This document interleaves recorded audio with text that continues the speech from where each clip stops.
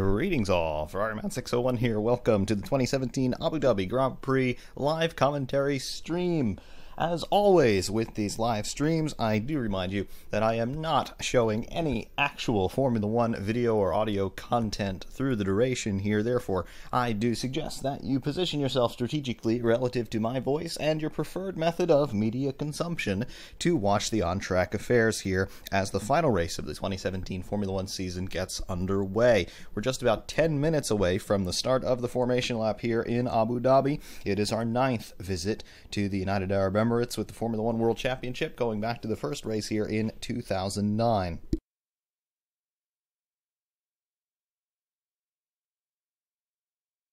This is a weekend of lasts. This is, of course, the last race of the 2017 season. It is the last race for Felipe Massa, and it is the last race, as far as we're aware at this time, without the halo fitted to the cars. Therefore, this could be considered the last Formula 1 race in history.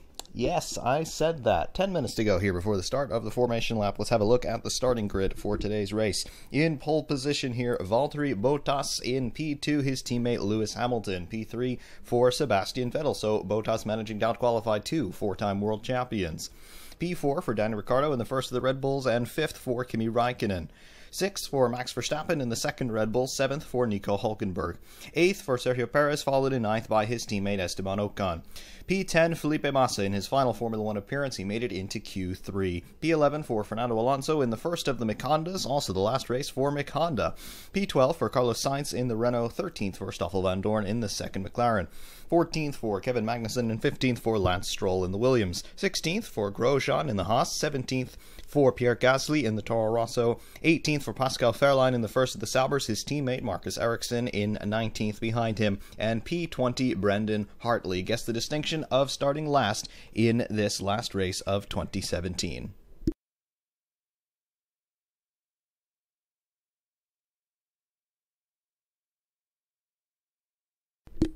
Deadpool, happy birthday.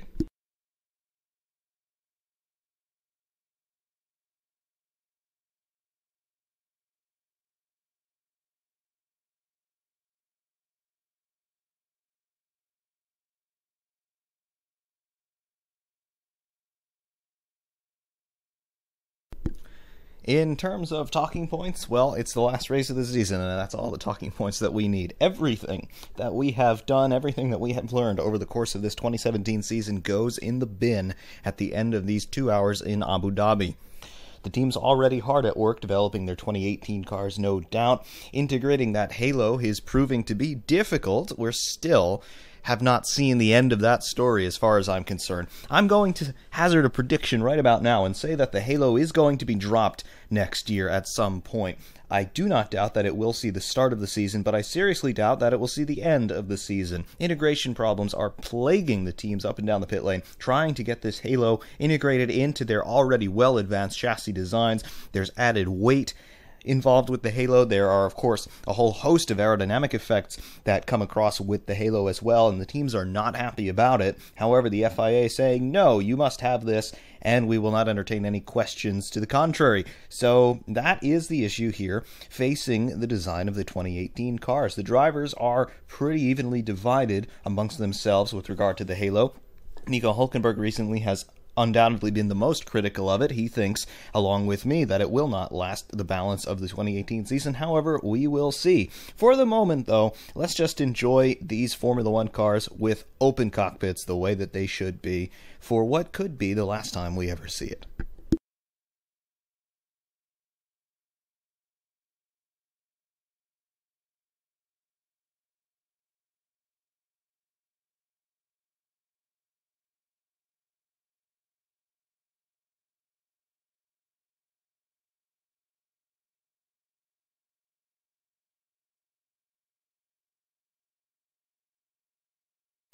Yona, welcome to the stream.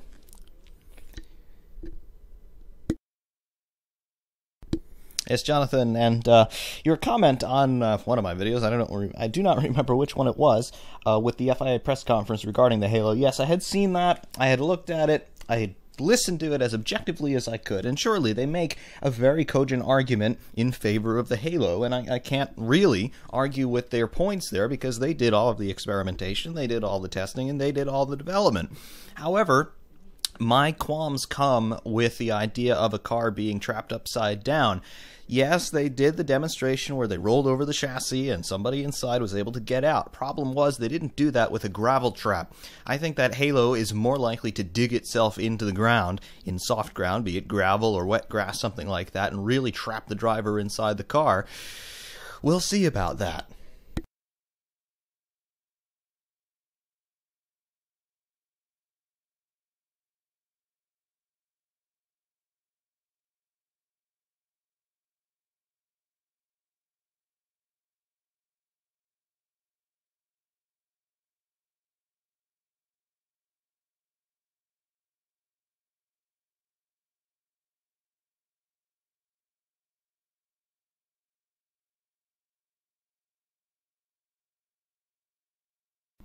The real issue with the Halo, though, is not going to be the driver extrication, because I think in most normal situations they have definitively shown that driver extrication is not really affected.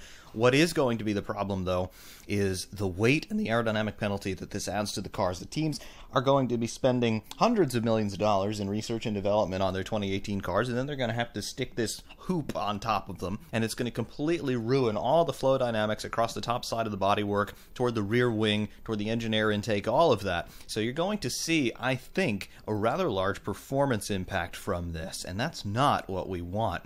2017, we spent all this money, we did all this research trying to make the cars faster than they had been in the last couple of seasons, and they were largely successful. I do believe that at more of the aerodynamic dependent circuits, so basically the vast majority of the calendar, you are going to see a rather significant deficit in lap time due to this Halo. It's just not going to work well with the flow dynamics across the midsection of the top side of the car as they're trying to condition that air toward the rear wing. We've also got the shark fins banned now definitively for next year. That's more hindrance to the teams trying to control that flow toward the rear wing. I think you're going to see the cars become a lot more oversteery in high-speed corners next year.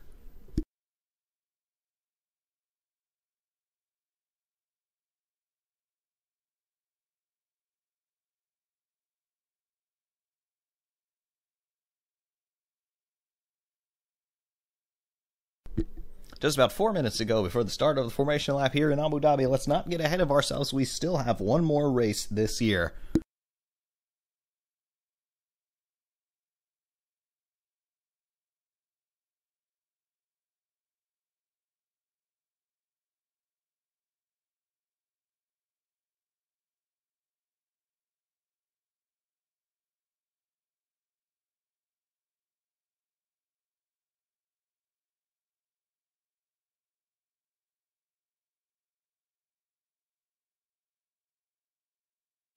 Yes, the shark fins are going to be banned next year.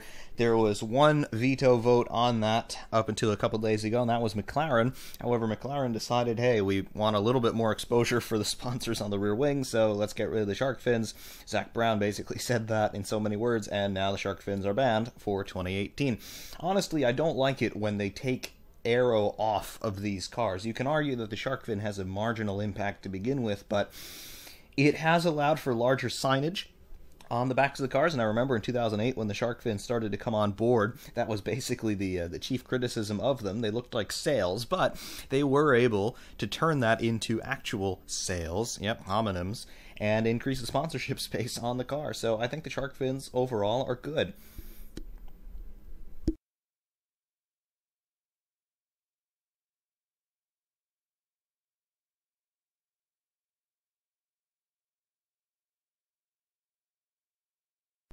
All right, World Feed has started up with the pre-start protocol here. Waiting for our shots on the grid.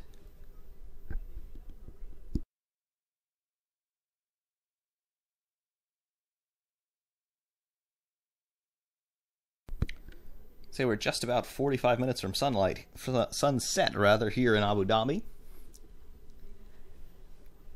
And the mechanics making their last-minute preparations to the cars. The drivers are already bolted into the cockpits, just waiting for those lights to start going out at the start of the grid here. World feed showing Danny Ricciardo just making some last adjustments to his helmet. 2 minutes before the start of the formation lap.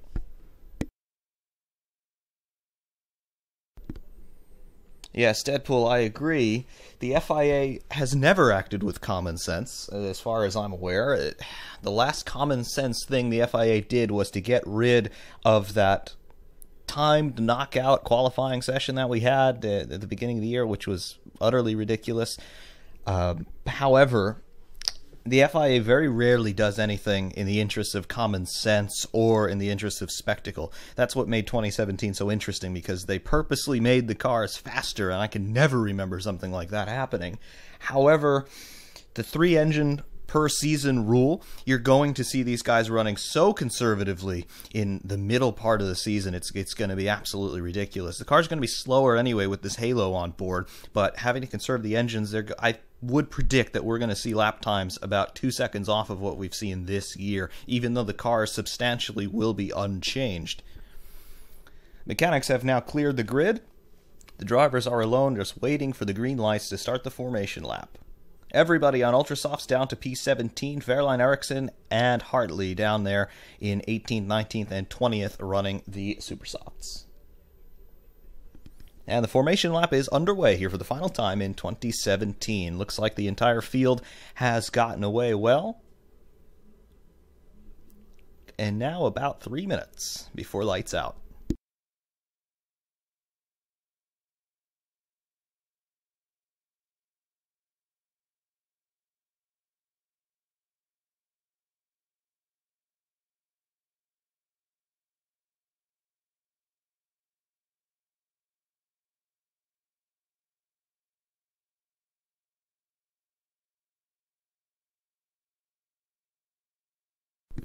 What Formula One really needs in terms of their engines is the sound. Formula One's signature attribute, before anything else, was the sound of those V10 engines. And we haven't had that now since 2014. Yes, I mean, I know the V8s, we were running them from 2006, but they still had that signature high-pitched sound. Formula One has gotten away from that, and that is the one thing that all fans, no matter what your persuasions are in other areas, that's the one thing that all fans really identify with, and that was Formula One's signature trait from the end of the 1980s when the V10 started to come in. We've lost that, and I think that was a big marketing ploy that F1 didn't even understand that they had, and now that we've lost it, it's become harder and harder to distinguish certain attributes of Formula One from IndyCar, for example, and that's not good from a commercial perspective. If you want this brand to be distinguished, you need as many things to distinguish it as possible. At this point, explaining the differences between F1 and a series like IndyCar, it's much more difficult than you might expect without getting too technical.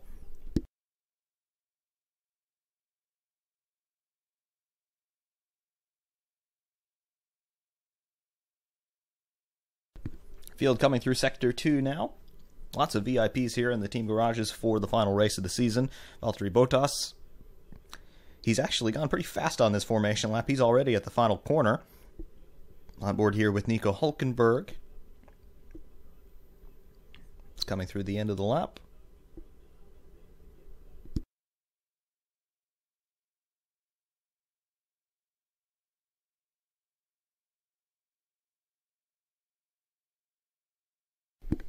And most of the field has now made it to the grid. Valtteri Bottas just pulling up to his pole position starting slot.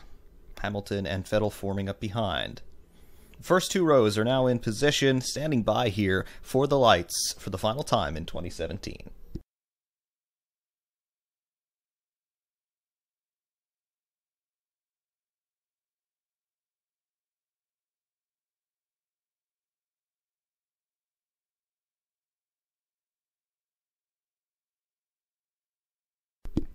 The rest of the field taking quite a while to form up. However, they have done. Brendan Hartley stops his Toro Rosso. The medical car is in position. The green flag is up at the back, standing by for the start sequence. Here come the lights. 3 lights, 4, 5, pause. And for the final time in 2017, it is lights out, and we are away here at the Abu Dhabi Grand Prix. Good starts by both of the Mercedes men, Bottas and Hamilton getting away pretty much equally. Lockup for Sebastian Vettel into turn 1. He slots in front of Max Verstappen there. Bottas, Hamilton, and Vettel, your top 3 through the first 2 corners. Everybody making it through turns 1 and 2 unscathed. Clean start, and we have a spinner at the back. That is a Haas. I do believe it is Romain Grosjean, who has spun harmlessly into the infield. He is rejoining now at the back of the field. Brendan Hartley moves up a position at least. Danny Ricciardo going on Kimi Räikkönen. He is not successful in that attempt. And coming down the infield straight for the first time, Fernando Alonso looking all over the back of Esteban Ocon. Will he make that move stick? We shall see. Meanwhile, Bottas and Hamilton, with Vettel close behind, come into the second sector. Cars really stacking up into that first big braking zone after the first long straight. However, everybody pretty much behaving themselves. Looks like Brendan Hartley missed the apex of that chicane there. He's gone around it the long way. Kimi Räikkönen and Danny Ricciardo going at it, and Ricciardo makes that position on Räikkönen. Verstappen now very close behind Kimi.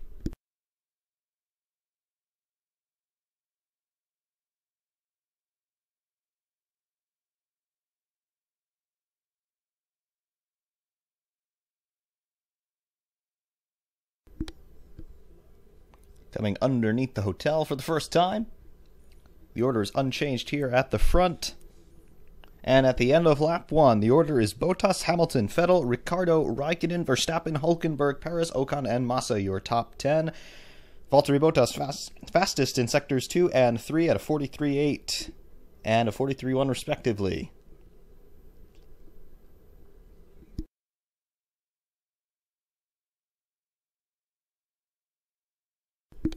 Yes, I will say that start was pretty calm. We just had one spinner at the back, and it was Kevin Magnussen.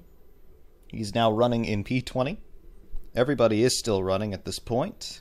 Hamilton fastest in Sector 1 with an 18.0. Bottas in Sector 1 an 18.1. Will we see any team orders here from Mercedes, even though the championships are all cinched up?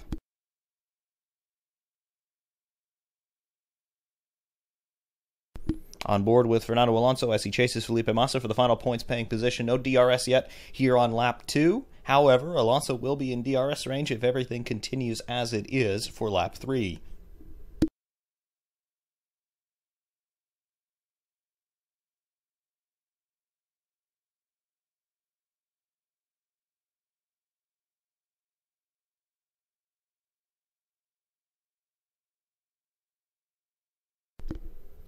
Hamilton, 43.7 Sector 2. Compare that to Bottas, 43.8 in Sector 2. Hamilton is the fastest car on the racetrack at this time. Expecting him to set fastest lap anytime now.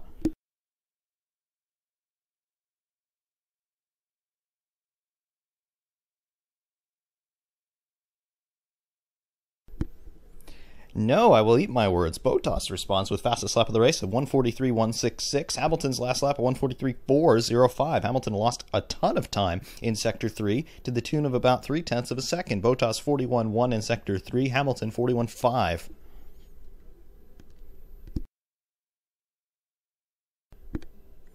Stoffel Vandoorne going off in the final corner there. He maintains his position, however. Vandoorne currently running in P15 ahead of Pierre Gasly and behind Romain Grosjean. DRS enabled from race control.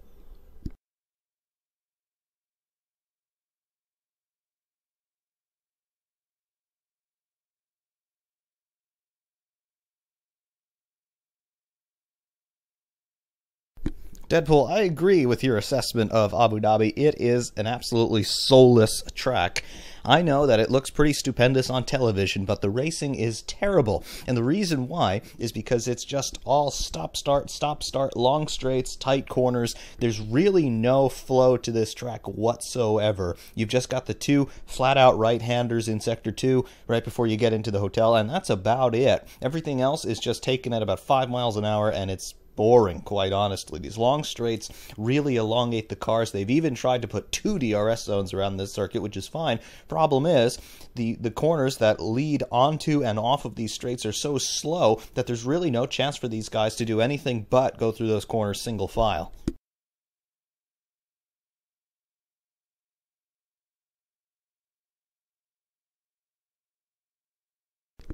Bottas fastest lap once again, 1:43.353. Hamilton, however, fastest in Sector 1 on that previous lap.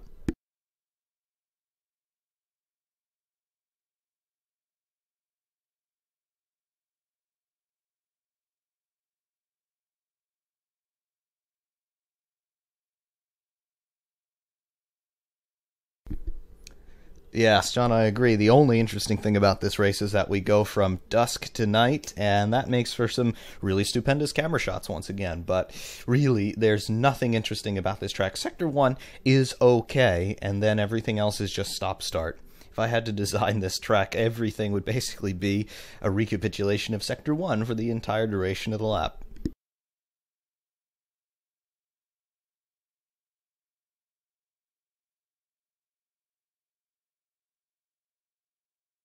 Yes, I am running Windows 10 now. That was by necessity. The old Honda machine gave up, finally, so yes. And now you can't get anything that's running Windows 7. I greatly preferred Windows 7, by the way. Nico Hülkenberg, 5-second time penalty, leaving the track and gaining an advantage. We're going to need a replay on that, because I did not see when that happened. Hülkenberg is currently running in P7. So we'll see if they serve that penalty at his pit stop, or they'll just wait for the end to have it applied. However, here comes the replay, I think. Here's a replay of the start. Pretty much equal getaways from both of the Mercedes, both of the Ferraris, and both of the Red Bulls, believe it or not. Sebastian Vettel just locking up there into turn 1 to slot in front of Ricciardo and behind Hamilton. Is that Nico Hülkenberg going off on the outside of turn 1 at the race start? It could well be. Got my eyes on a Renault. Is that what happened? No, it was not. That was Kevin Magnussen going off. I still have not seen a replay of what Nico Hülkenberg supposedly did.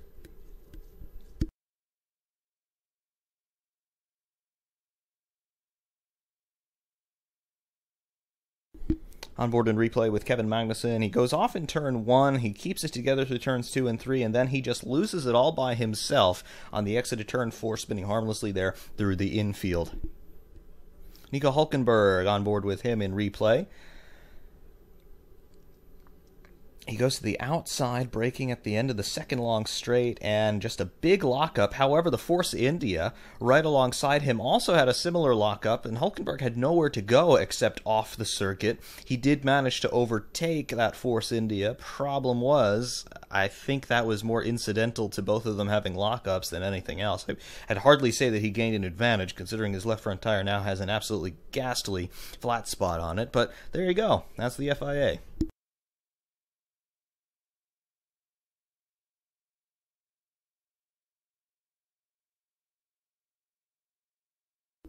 SimRacing604, hello. Yeah, it's been pretty exciting here because that MP420 by VRC was released last week, and it is absolutely amazing. It's the fastest thing I've ever driven by a long way.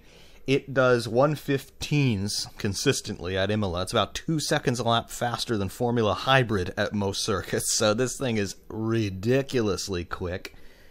Very powerful engine, very grippy tires, even though they are very hard and, of course, grooved. But the aero efficiency of that thing is just unreal. I didn't think it was possible to do 1:17s at Monza, but there it is. You can see where I've managed to do a couple of mid-117s, and other people have gone faster still. I can't get that thing to go any faster, even running fully rubbered in track at 10 degrees C ambient, so I mean that's the limit of what I can do. But yeah, it can go even faster than mid 117s. It's unbelievable.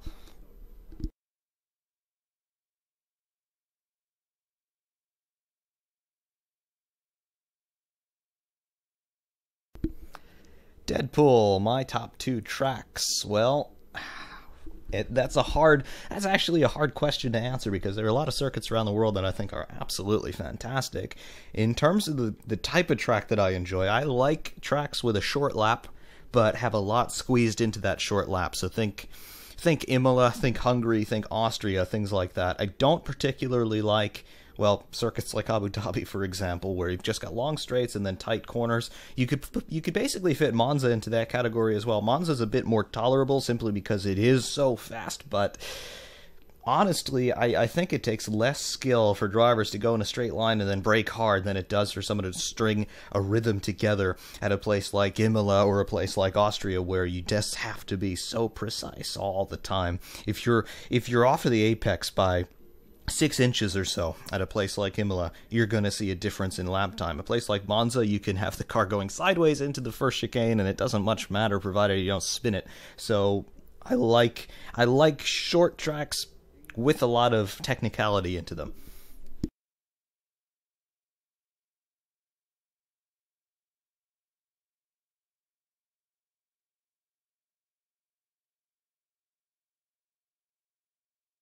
Simracing604, while you're here, why not regale us a little bit about your quest through the frozen Canadian North here? And yes, Jonathan, Spa definitely is among the best. It does not fit my general categorization of short tracks with a lot of technicality, but I mean, you've got so many high-speed corners at Spa. What's not to love about it? And again, it does require that same level of precision.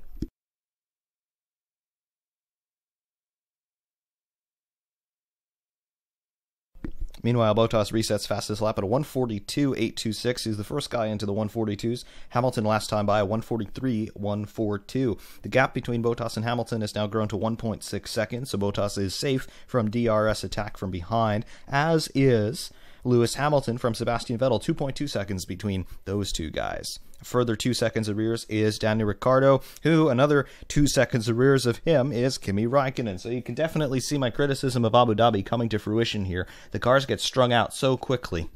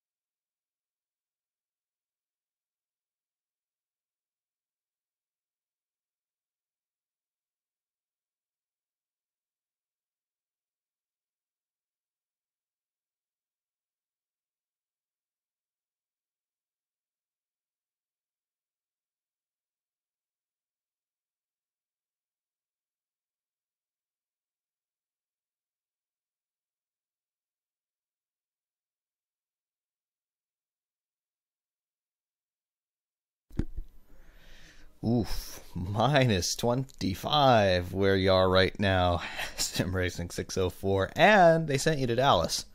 That is enormous. That is an absolutely enormous temperature swing. I hope you survived that. Jonathan, is there a chance it's going to rain? Well, unless it's going to rain crude oil, I don't think we're going to see any rain here in this race, quite unfortunately. That would be absolutely mental, though, if we did get rain in the middle of the desert.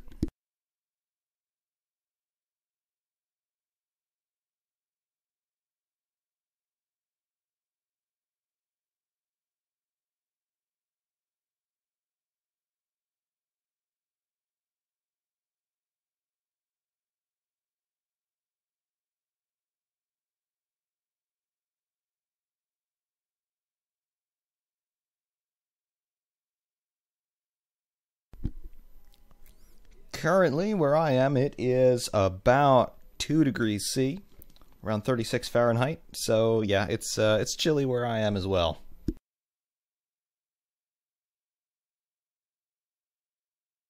Black Friday shopping, I did absolutely nothing.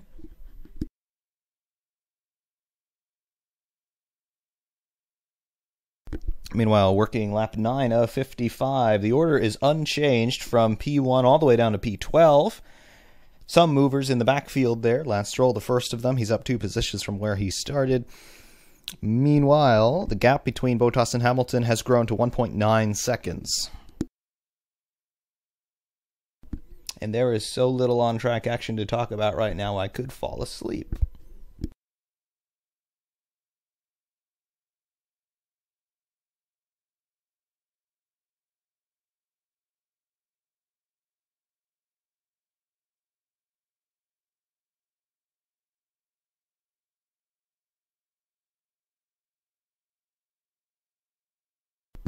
Lance Stroll trying to put one on Romain Grosjean, and Lance Stroll actually made it through. Not bad.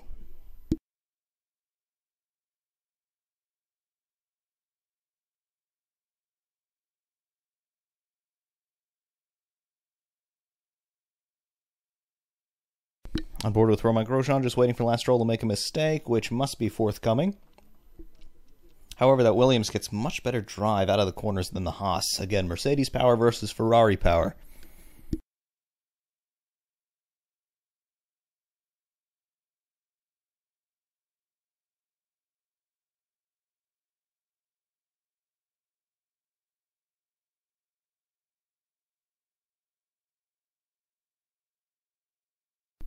Of some interest, everybody, is going to be when these pit stops come around. I'm not expecting them for a few more laps yet, at the very least.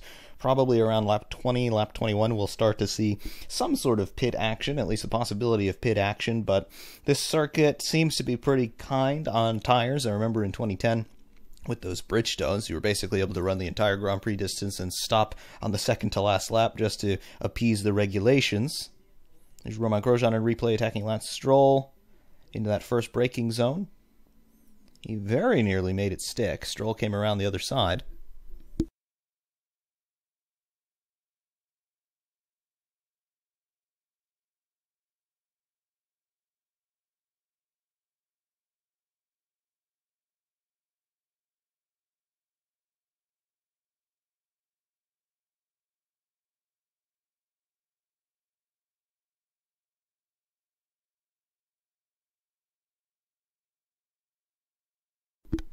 Ferrariman601, yeah, that's actually quite an interesting job description, I must say. And they send you all over the place. I could definitely do something like that.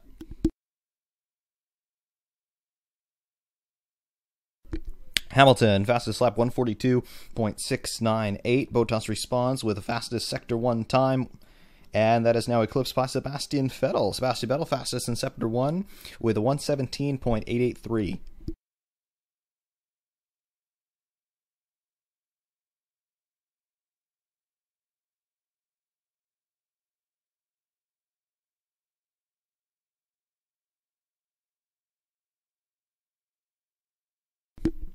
Sir Duck McQuackerson, yes, you definitely win username of the day here.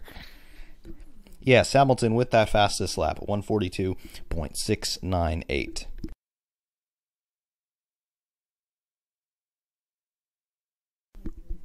I definitely agree here. I do not see this order changing barring any sort of mechanical failures, because you're not going to see a driver error from either Bottas or Hamilton or Vettel or Ricciardo or Raikkonen or Verstappen. Maybe from Hülkenberg, but probably not. Yeah, the race is basically over and we've just completed lap 11.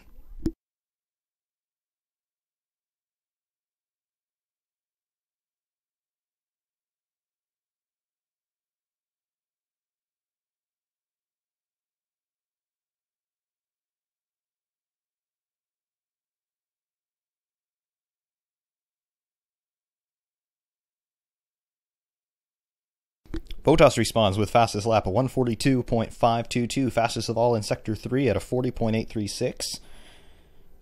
Hamilton's last time by a 142.741. So Hamilton does improve, but not as much as Bottas. Are we going to see some early pit stops? I don't know. That pace is increasing. However, the gap between Bottas and Hamilton remains around 2 seconds. Further 3.1 seconds back to Sebastian Vettel in P3.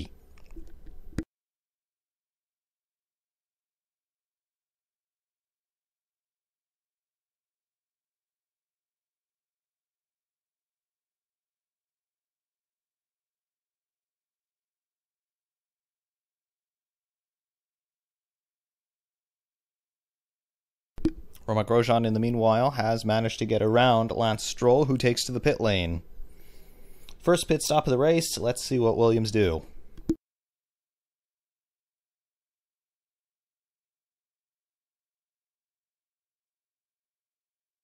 Stroll in the pits. He is running the Ultrasofts currently. They switch him to the Supersofts. Stroll now running on those Supersoft tires. Pit and out, quick as you like. Pit stop was about 2.6 seconds according to official timing. Meanwhile, cameras pick up Fernando Alonso and Felipe Massa still squabbling over P10. Fernando Alonso, I believe, is in DRS range. Alonso radio.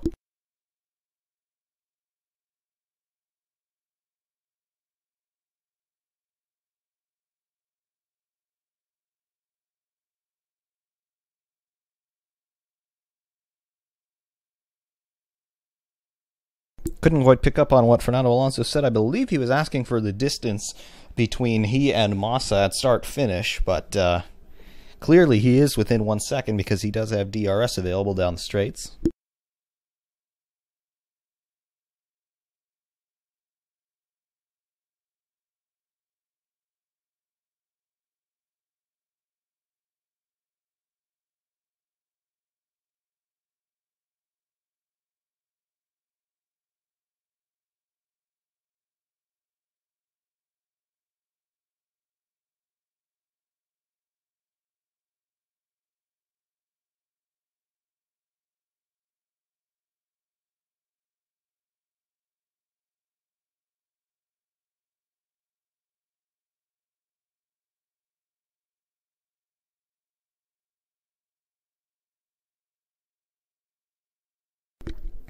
Stoffel Vandoorne makes a pit stop.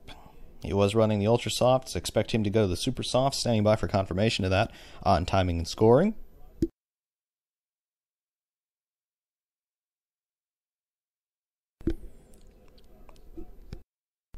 And Vandoorne does indeed switch to the Super Softs. We did not see that on camera. 3.2 seconds was that stop. Meanwhile, the gap at the front has closed marginally. It is now 1.9 seconds between Valtteri Bottas and Lewis Hamilton.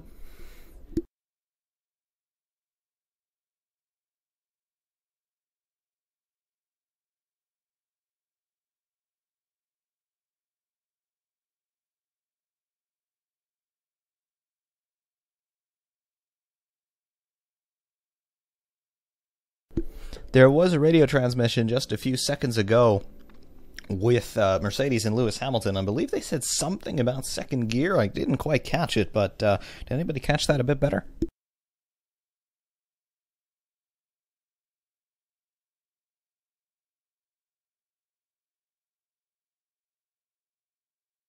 SimRacing604, yes. I was actually talking a little bit to the VRC guys myself, and yeah, the R25 and the MP420, do they put them ahead of ASR and RaceSim Studio? I'm not entirely sure if we can judge VRC and RaceSim Studio with the same paradigm, because RaceSim Studio largely are putting their cars together without a real-world reference. In terms of Formula Hybrid anyway, they did that completely on their own before they even understood what the 2017 F1 cars would even look like, let alone what the performance would actually be.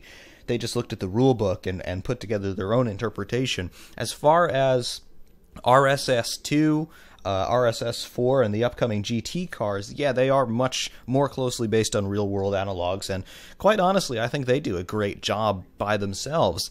ASR, I think in the past, they were the only guys who were really putting these mods together, and therefore we didn't have another reference through which to judge them. But now that VRC have come on with the MP422, the F2007, the MP420, the R25, etc., I do think that they are the best guys right now making open wheel mods for sim racing at the very least.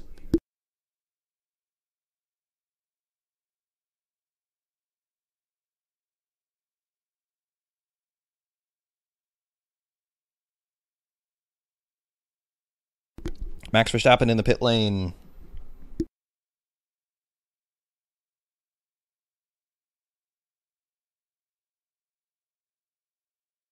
He goes on to the Super Softs. Good pit stop there.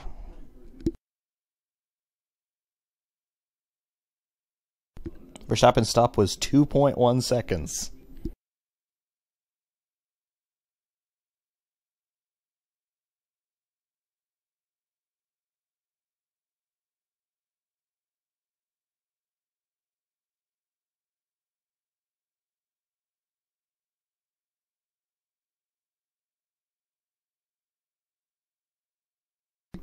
Interesting that Hamilton would be told to stay in second gear.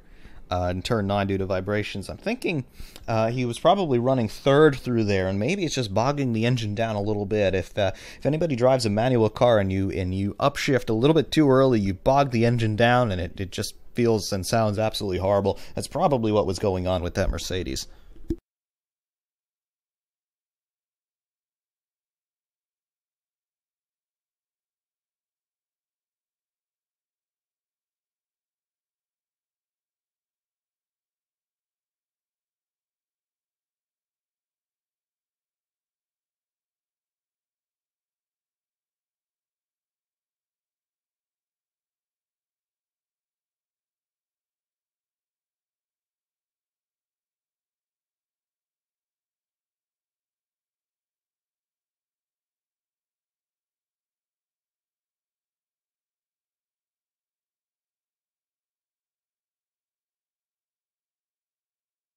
Kimi Räikkönen in the pit lane, coming off of the Ultra Softs and putting on the Super Softs. Quick stop by the Ferrari guys. What was the actual time? 3.5 seconds. So 3.5 seconds to change 4 tires. That is so slow by modern standards. 3.5 seconds? Really? We consider that slow. How far we've come. Räikkönen getting very sideways there in this novel pit out at Abu Dhabi. Goes underneath the racetrack through a tunnel.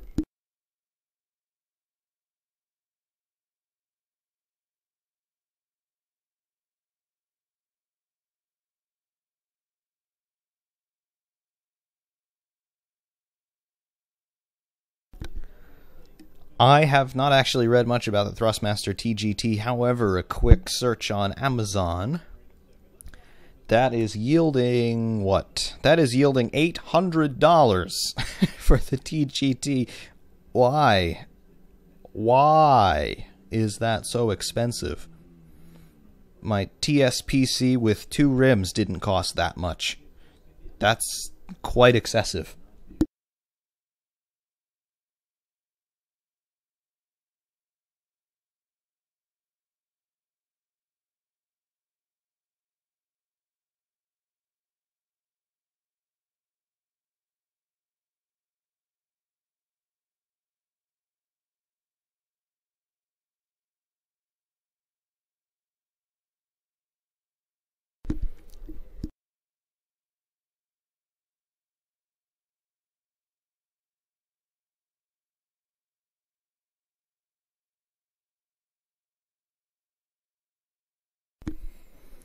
Valtteri Bottas resets fastest lap, 142.457, and on this lap he has gone fastest of all in Sector 1 with a 17.786.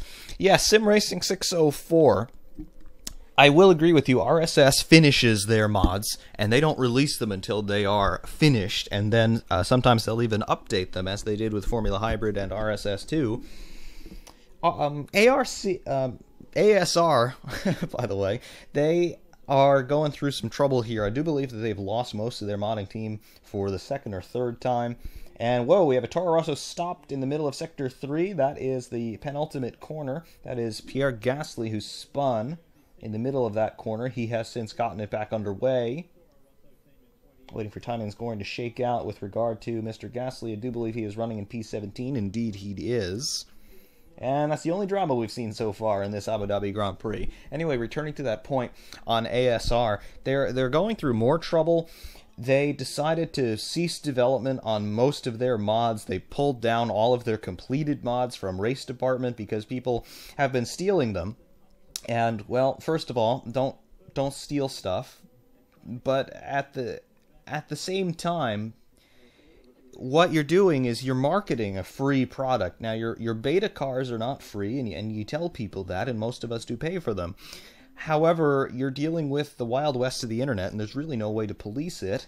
If somebody does pay for their cars and they get their password to download the mod, there is nothing stopping someone from sharing that password other than your own honor, and a lot of people don't really care about that. So I think it has to come with the territory. And ASR, in retaliation to that, has just said that they're basically going to stop doing all development work. So you've got guys who have been doing some great work, working on some great subject matter, and now all of a sudden, essentially, they're saying, no, we're done. And in terms of the people who have played by the rules and the people who have donated to them, that is just not the way to do it. Meanwhile, Nico Hulkenberg in for a pit stop, a long time getting that right rear wheel off. However, everything appears to be fine now. Hulkenberg in and out. He is now on the super softs.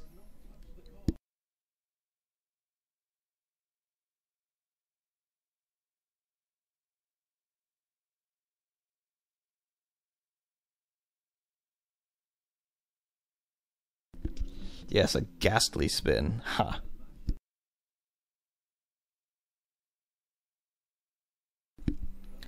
Yeah, Jonathan, Codemasters, they probably stole their model for the F2002 in F1 2017. I had no idea about that. However, looking at that post on Race Department, where they go through step by step, hey, this is the model that I made for Assetto Corsa, and here's the model that Cody's ended up using, and they look pretty similar to each other. That's quite surprising that you'd get something with the development budget of Codemasters and they would steal a model by the looks of it. That's certainly not okay, and I'll definitely reassess whether or not I'll continue to feature F1 2017.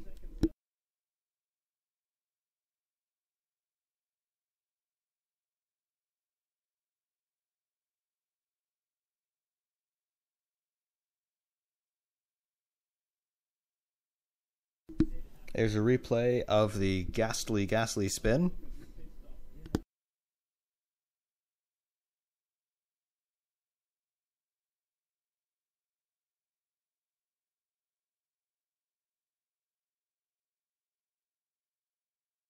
The RCF 2007 is not done yet. It's in version 0.2, I believe.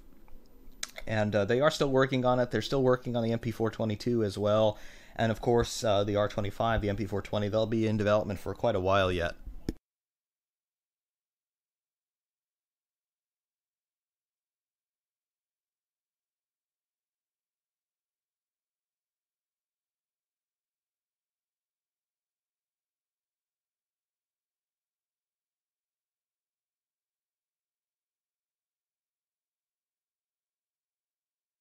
There were a couple complicating factors with that Hulkenberg pit stop. He was serving his 5-second time penalty for supposedly gaining an advantage at the beginning of the race, and there was no advantage gained as far as I'm concerned. So they couldn't touch the car for 5 seconds after it stopped in the pit box.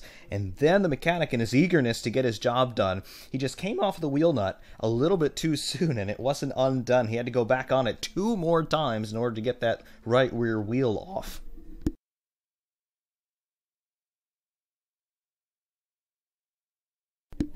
Yeah, Deadpool, I do believe ASR is pretty much done. And they honestly, they did it to themselves. There is no reason why they needed to stop, but they're stopping because they simply don't want to put together a more robust, either a more robust pay system, or they just don't want to release their cars when they're actually done instead of doing open beta releases and then making you pay for them, and then basically yelling at you when you do it too much. So that's the story with ASR. I've tried talking to them about it. They were less than receptive, so, well, that's about it. That's one of the reasons why I don't really feature their content anymore.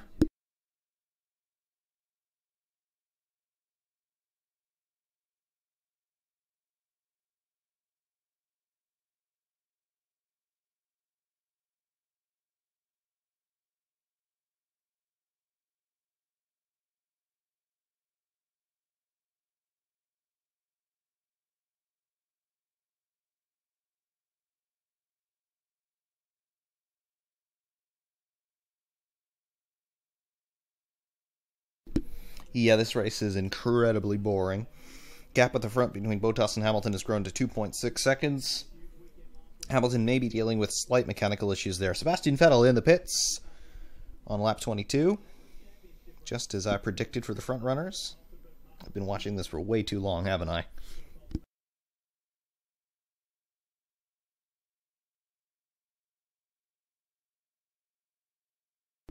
The cameras have not picked up Sebastian Vettel's pit stop, and I'm really starting to wonder why. There it is. He's on to the super softs now. We saw just the tail end of the pit stop.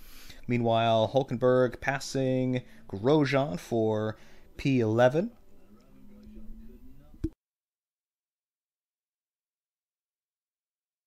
On this pit stop rotation, Felipe Massa and Fernando Alonso have made their way up into 8th and 9th, respectively. They have yet to stop, of course. Expecting them in any time now, as they're both running the Ultrasofts.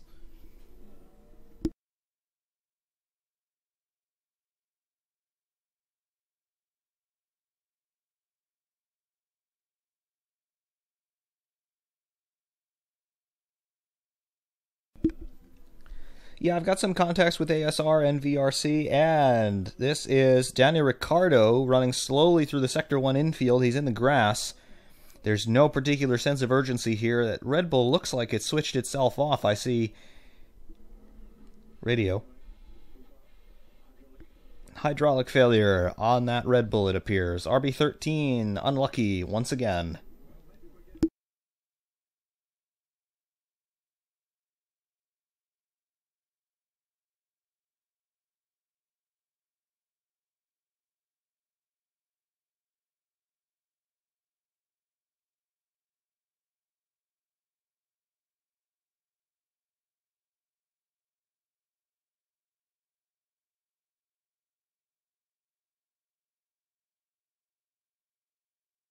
Valtteri Bottas makes his pit stop meanwhile onto the super soft tires, a 2.5 second stop.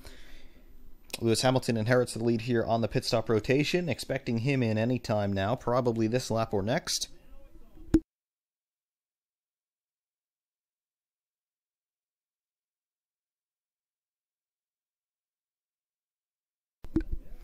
ASR, they do not want to change their stance on anything. Basically, they're saying people are stealing our stuff, and we don't like that, so we're just going to stop making stuff. So basically, they've got the attitude of somebody did something we disagree with, so we're just going to give up because we're frustrated. Which is not the way to do anything. So basically, as good as they are, ASR effectively, they just don't want to play.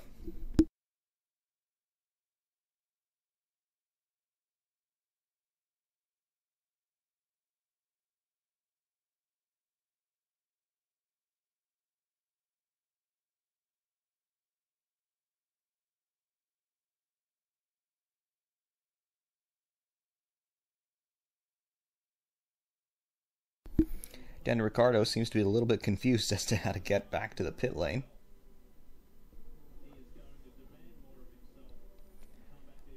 That was interesting. The marshals were confused as to how to actuate the marshalling clutch on the car. Ricciardo had to walk back over to the car and hit the neutral button on top of the monocoque for them. They didn't know how to do it.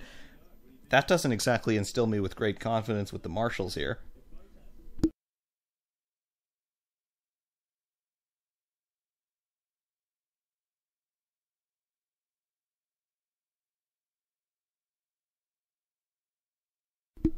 Meanwhile, Bottas fastest in Sector 3 at a 40.628, expecting Lewis Hamilton in any time now.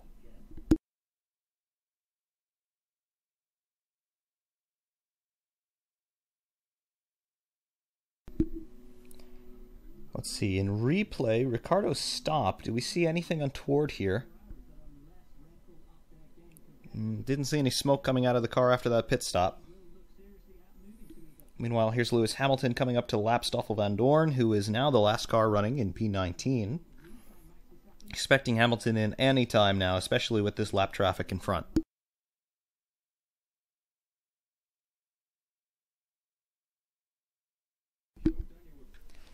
Please do not apologize for asking questions, because this race is so boring. Massa coming in for what could well be his last pit stop. Stops on the marks, off with the Ultrasofts, on with the Super Softs, and out as quick as you like. We'll get a time for that stop in a moment.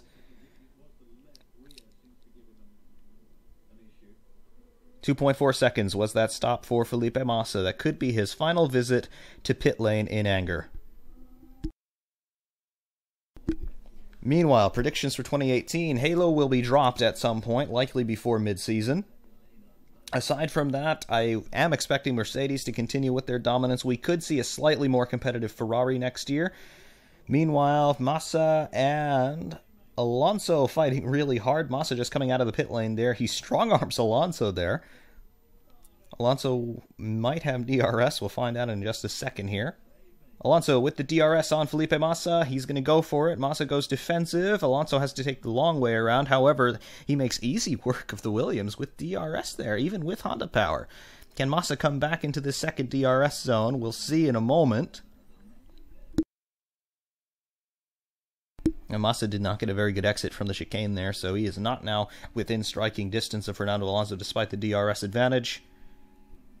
That looks to be Alonso's position. That is for P11.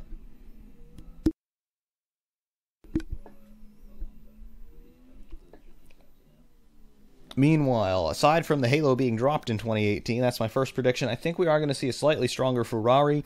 No changes to the driver lineup there, and general stability through the rest of the team as far as we are aware at this point. They made some great progress this year. It just wasn't quite enough. They lost their battle in the development race. They were great at the start of the season. They won the first race, and then they tailed off. They just could not keep up with Mercedes in the pace of their development. Mercedes admitted at the start of the season that their car was overweight. However, they were just able to outdevelop Ferrari, and they clawed back their slight disadvantage at the beginning of the year.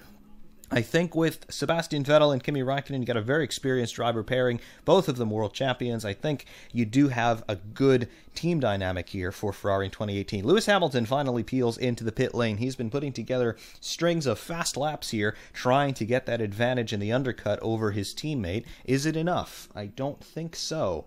The gap was 20 seconds as Hamilton came into the pit lane.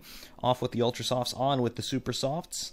Working lap 25 of 55. Where is Bottas? Bottas coming through the final corner right now. This long pit out here at Abu Dhabi definitely not going to be helping Hamilton's chances. Hamilton is off of the limiter now, heading underneath through the tunnel. Bottas very easily will resume the lead, and he has.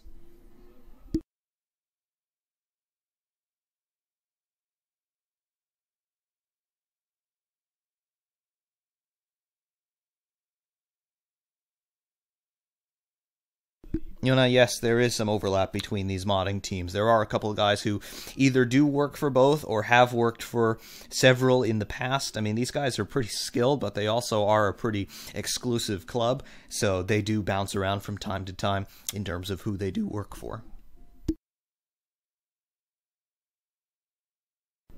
Ferrari are literally nowhere in sight. The gap between Hamilton and Vettel right now for P2 is 11.2 seconds. Kimi Räikkönen is a further 9 seconds back from his teammate. Meanwhile, Valtteri Bottas sets fastest lap at a 1:42.204. He is 2 seconds faster than Lewis Hamilton.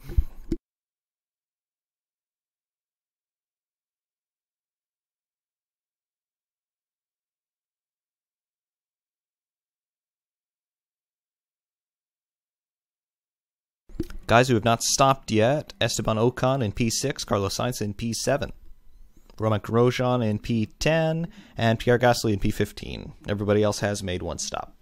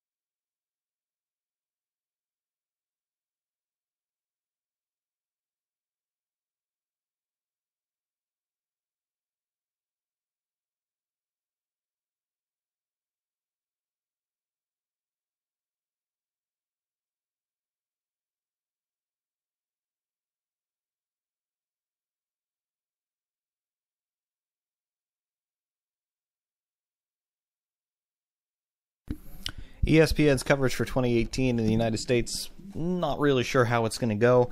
If they put together a good commentary team, you know, basically Steve Matchett, David Hobbs has announced that he is retiring from the commentary box. Sad to see him go, but, well, he does have a life to live, I'm sure. I would really like it if ESPN would get Bob Varsha to be the lead commentator for their coverage. However, we haven't heard anything about who they're going to put in the booth, if anyone. They might just use World Feed FOM coverage, and that would be a great shame. But it would be the cheap way to do it.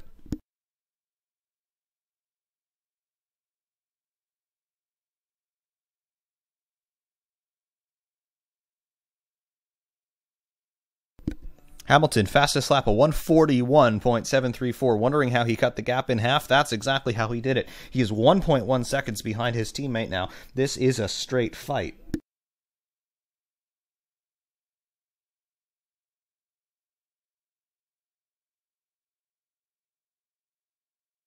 Hamilton with DRS now in the second DRS zone on Valtteri Bottas. Is he able to do anything about him?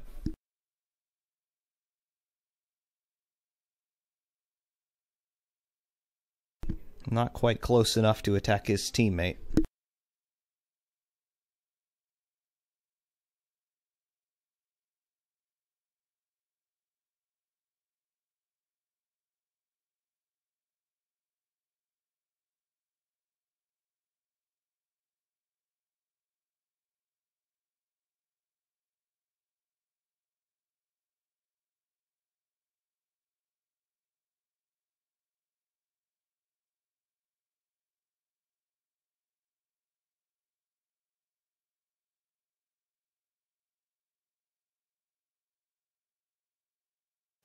Brendan Hartley in the pit lane here from P18. He goes on to the Ultra Soft tires. He was on the Super Softs at the start.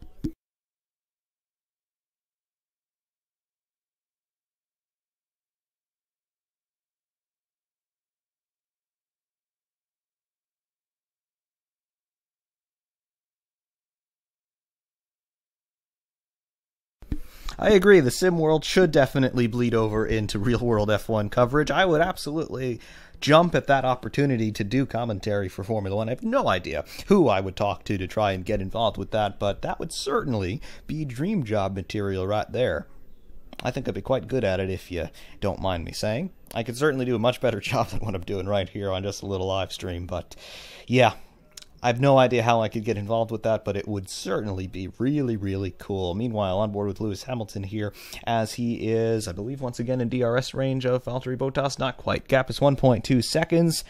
He will try to attack his teammate if he gets half a chance, but right now he's got no chance at all. Bottas has also responded with the fast laps. Hamilton last time by a 142.220. Bottas last time by a 142.091. Jonathan, yes, I certainly remember when this race was double points. That was 2014, I do believe. That was a gimmick that didn't work.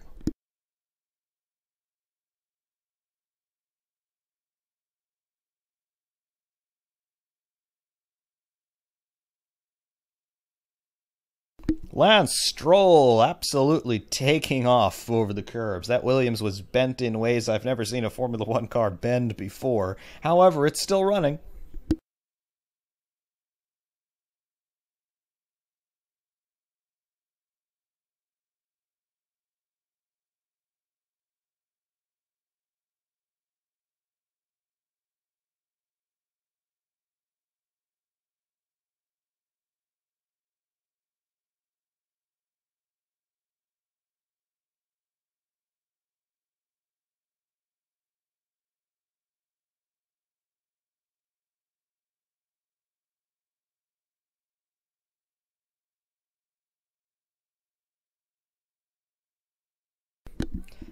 Valtteri Bottas and Lewis Hamilton lapping Kevin Magnussen there. Will Buxton very humorously getting confused, thinking that that was Hamilton making a move on Bottas. It certainly was not.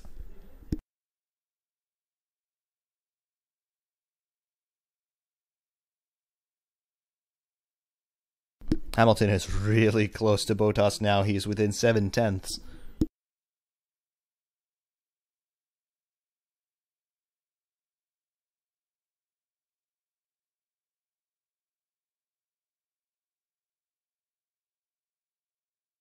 Hamilton fighting some understeer in this car. That is hampering him. Just about to start lap 30 of 55. It is properly nighttime now in Abu Dhabi. Just the last bits of twilight visible.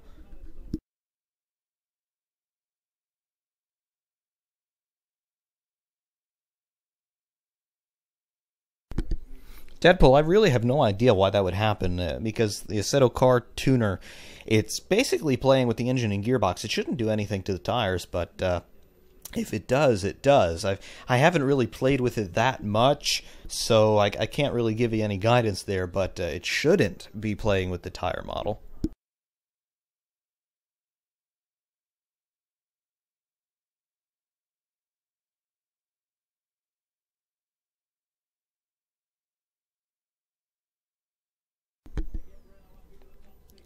See, Hamilton still within DRS range of his teammate. They both have to negotiate Stoffel Van Dorn in the Honda. Will Hamilton get by him? Yes, he will. Bottas and Hamilton both clear of Van Dorn now. Hamilton getting very close to Bottas here at the end of the straights. It's just that he is fighting a little bit of understeer, and the understeer is not in the high-speed corners. It's in the low-speed stuff. Hamilton doesn't appear to have an aero disadvantage, even though he is fighting very close to Valtteri Bottas at the moment.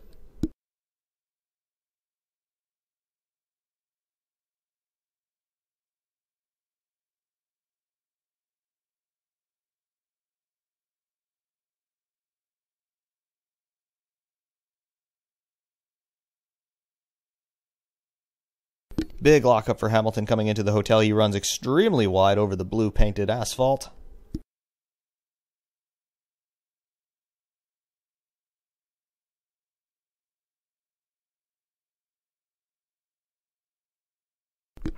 Toto Wolff actually looks somewhat amused at these proceedings.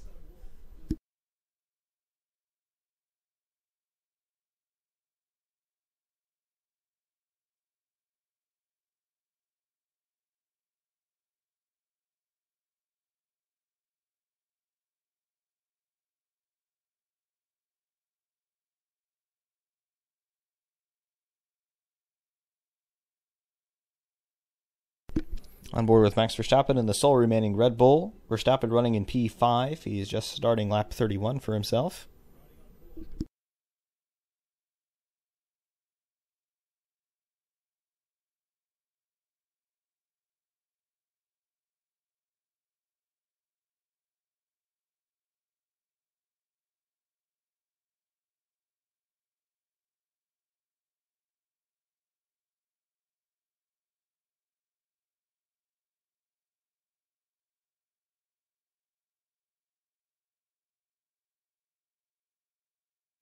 Say the telemetry between Raikkonen and Verstappen, Ferrari versus Red Bull. Raikkonen really has no power at the end of the straight. He's running out of electricity. He's not exceeding 300 clicks. Verstappen hitting about 308.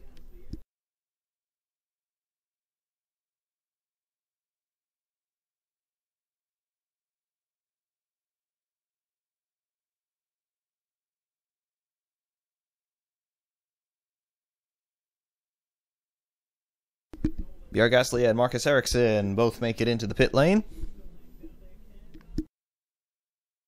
Both of those guys making their first and presumably only stop.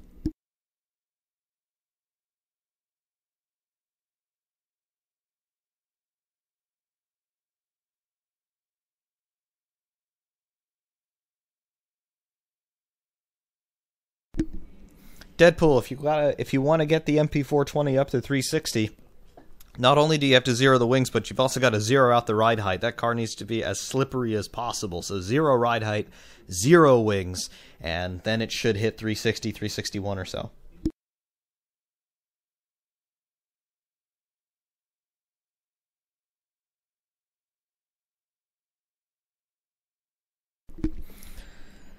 Yeah, the fight for 6th place between Renault and Toro Rosso, right now there are only 4 points in it. Toro Rosso has 53 points and Renault has 49, so there is a fight for 6th place in the championship.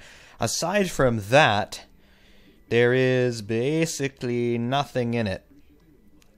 Sauber are down at the bottom with 5 points on the board. Mick Honda there with 28, so basically no opportunity to move for any of those guys. Haas theoretically could overtake Renault.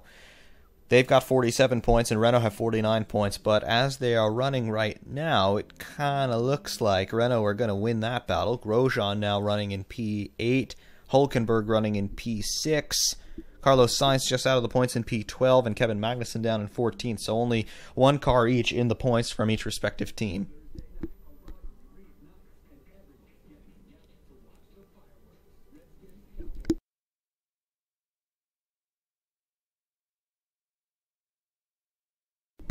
yellow track in Sector 4.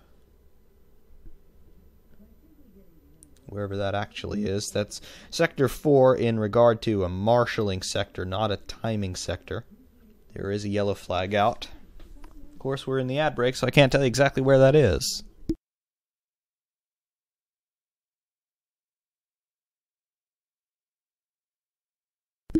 Carlos Sainz just came out of the pit lane there. He's down at a P19, the last car running.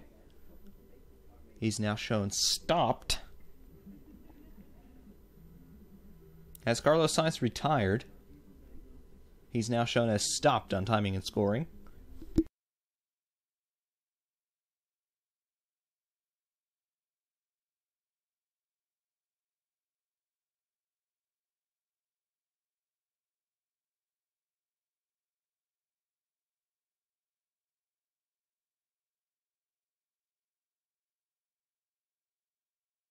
Carlos Sainz gets a normal exit from the pit lane, but then it appears that he has some sort of failure on the right front of that car, because the car just started to spear left a bit and the pit out, and he's stopped here at the end of Sector 1, in a very similar place to where Daniel Ricciardo went off.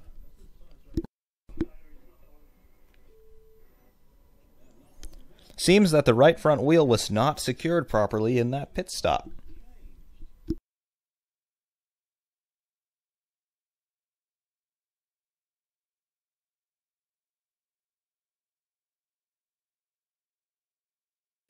Deadpool, yep, BAR006, that would be really, really cool. 007 would be even cooler.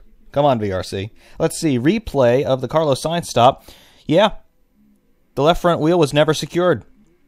They never put the wheel gun onto that left front.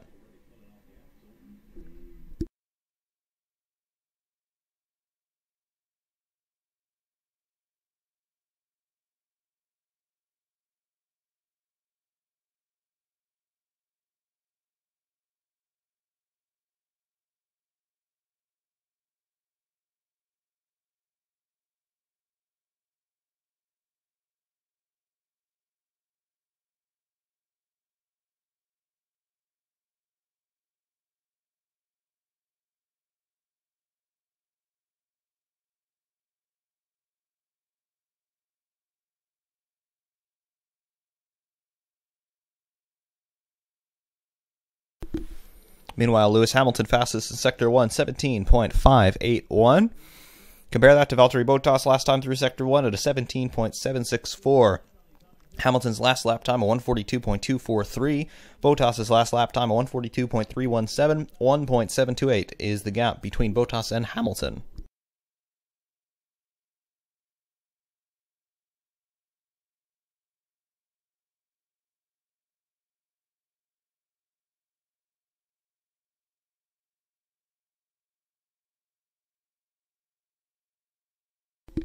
Somewhat of a fight here between Verstappen and Raikkonen for P4.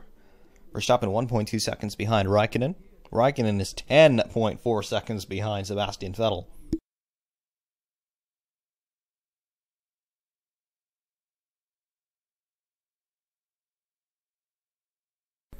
Yes, the BAR team were excluded from the San Marino Grand Prix as well as from the Monaco Grand Prix in 2005 due to fuel irregularities at the San Marino Grand Prix. Therefore, Jenson Button was actually in the commentary box for ITV, I believe it was, at the 2005 Monaco Grand Prix.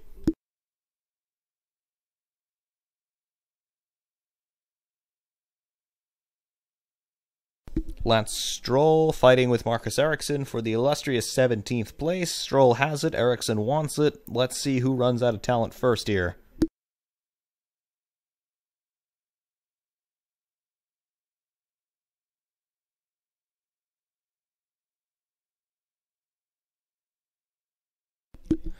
Marcus Ericsson just drives around Lance Stroll before he even gets into DRS range. What's Lance Stroll doing here?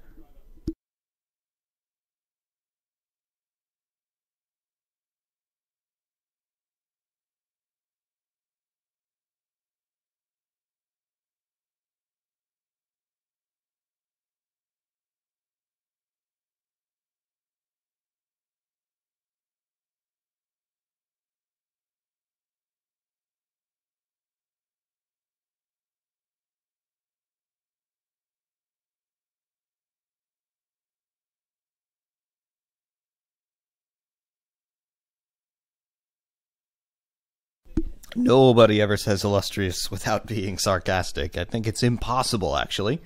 1.3 seconds is the gap between Bottas and Hamilton up there at the sharp end of the field. They're both running in the 142s. Bottas last time by a 142.142. Hamilton last time by a 142.299.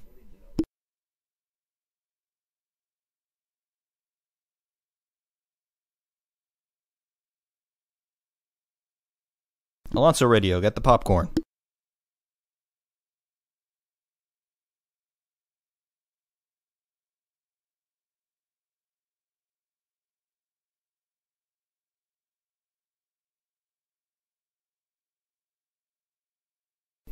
Alonso asking where Stoffel is. He's down there in P12 at the moment, and he responds by saying, is there anything we can do to help him get into the points? Not from where you are, Fernando. You're a bit too far away.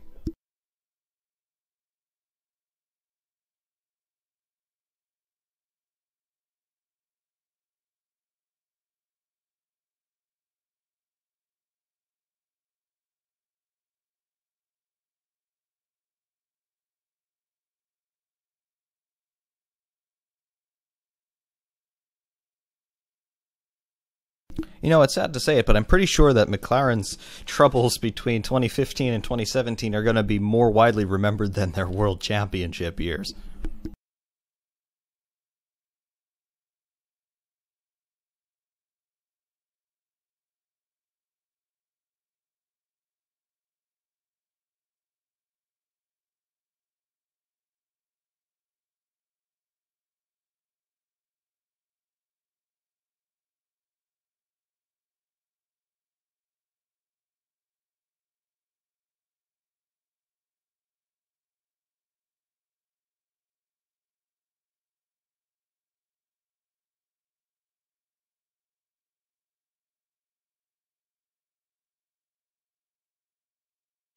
Lewis Hamilton's last lap time there, a 141.964. Bottas's last lap time, a 142.043. Hamilton fastest in Sector 1, a 17.445. Sector 2 time, Hamilton 43.350, Bottas 43.514. The gap is 1.4 seconds.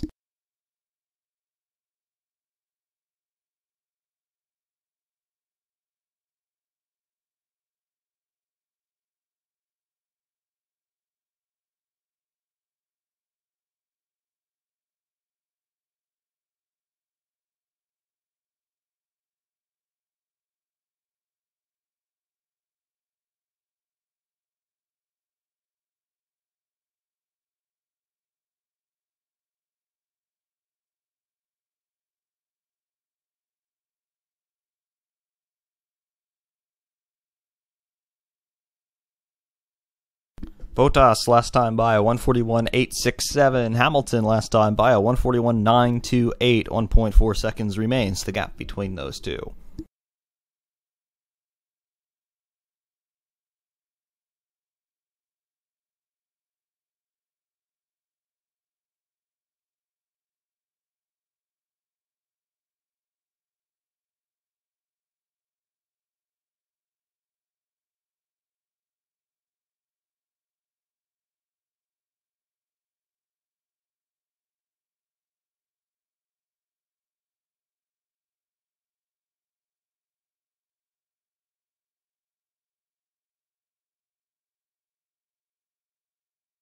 Yeah, what is it with Renault drivers of late being utterly useless? I mean, we had Romain Grosjean in 2009 for a couple of races. He was utterly useless in those. Petrov, of course, was utterly useless for the entire duration of his career.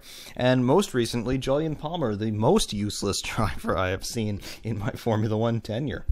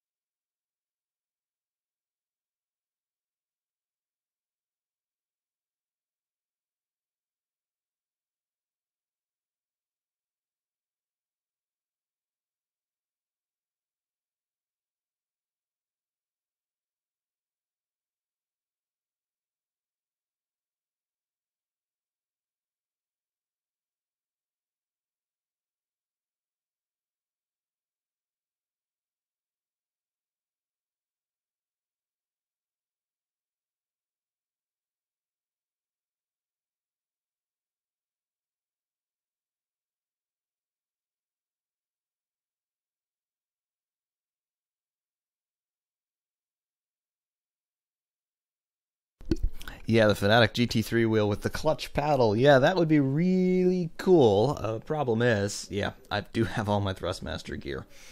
And the Fanatic was just a little bit outside my price range, so that's why I went for Thrustmaster. And honestly, the interchangeability with the different rims on it, it sealed the deal, because I run all kinds of different kinds of cars, and to be able to interchange the rims easily, that basically sealed the deal. Yeah, I know Fanatic has a similar system. Actually, it's a bit better of a system than Thrustmaster has, but the price point was right. Vettel is running in P3. He is 18 seconds behind Lewis Hamilton. Raikkonen is in P4. He is 11 seconds behind Vettel.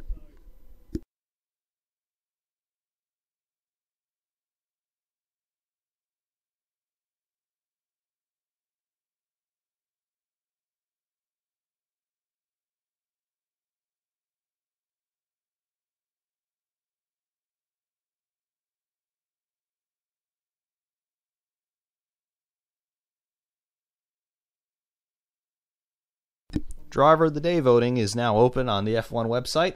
Let's see who actually deserves it. Believe it or not, the only guy who's been entertaining us today has been Lance Stroll. I think Lance Stroll might actually deserve Driver of the Day here, despite him running down there in P18 and last.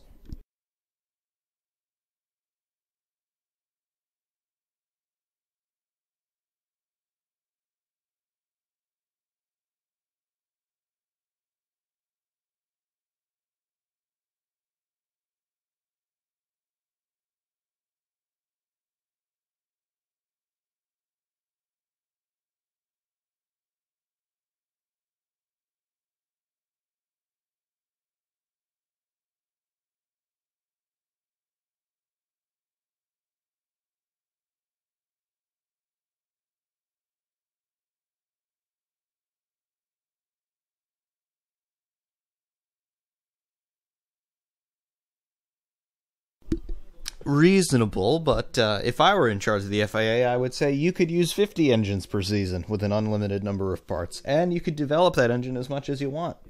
And if you wanted to run a customer team, you could totally do it.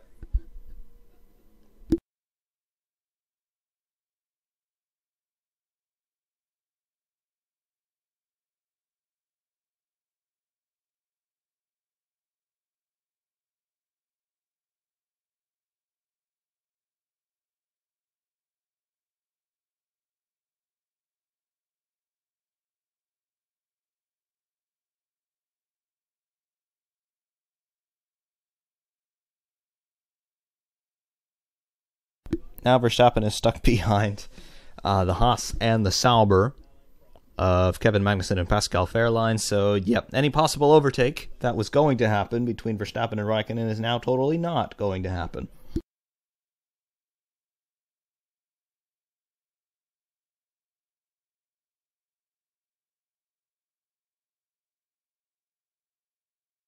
The gap between Verstappen and Raikkonen has now grown to 2.6 seconds as a result of this absolutely terrible track.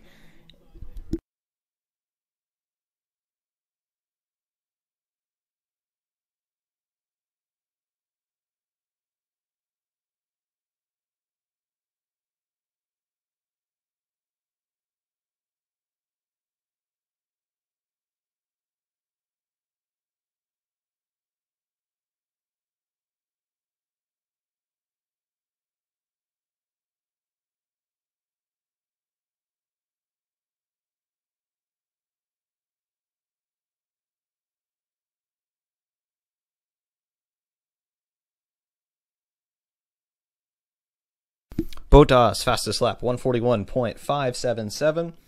Hamilton last time by a 141.722. The gap remains 1.5 seconds at the front. These guys are absolutely not moving at all.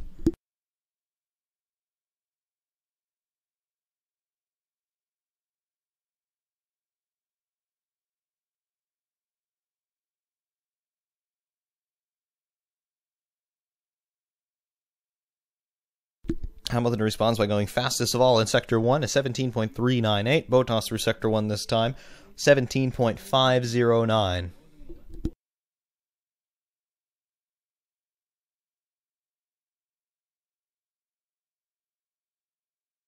Deadpool, this is going to sound a little weird, but believe it or not, I don't really watch sim racing. I don't. Of course, I keep tabs on the guys who keep tabs on me, and we talk to each other a lot, and we share ideas, and sometimes we even sort of piggyback off of each other. When one of us does something cool, somebody else will follow up with a similar idea, which is equally cool. But for the most part, I really don't follow it. Into the Barrier was good. He's since mostly become inactive, but he was good with his color commentary on the F1 game action, but for the most part, I really don't follow it, to be totally honest with you.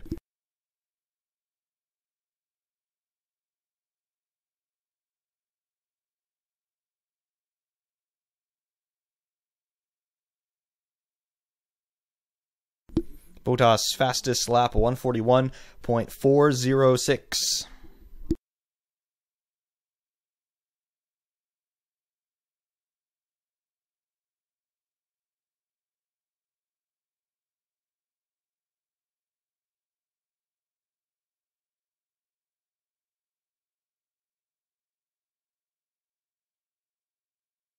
Yes, absolutely. I would want a Ferrari cat.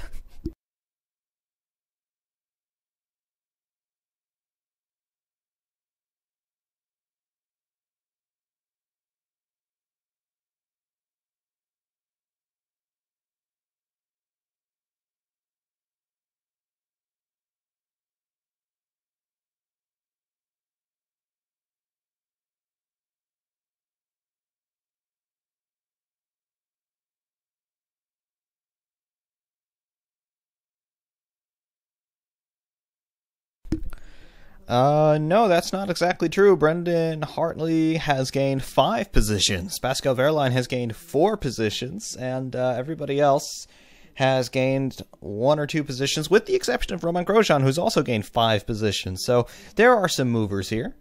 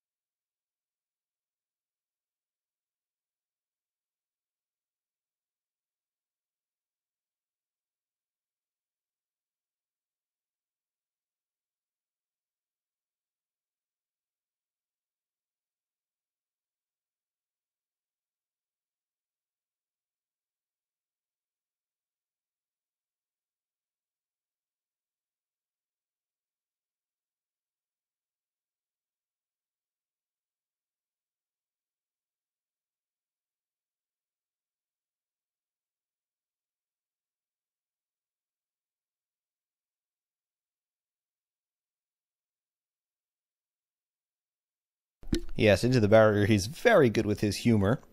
Fernando Alonso also briefly taking to the air here in the Maconda. He's got to get his money's worth out of this VTEC because, I mean, you know, it's actually running today. So why not have some fun with it? He'll probably never drive another VTEC-powered car so long as he lives.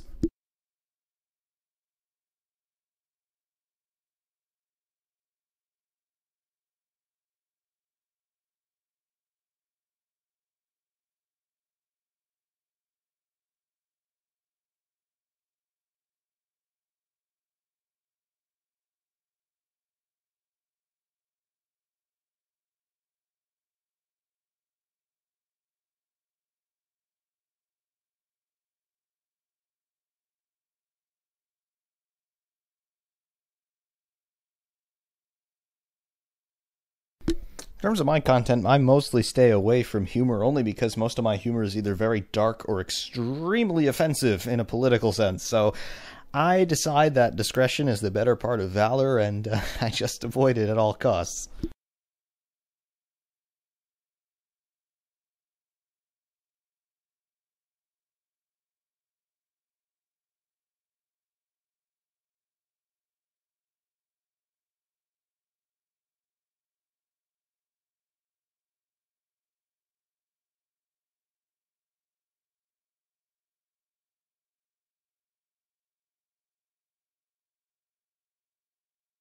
No, rumor has it that after the 2015 Japanese Grand Prix, Fernando drove a GP2 car back to the hotel.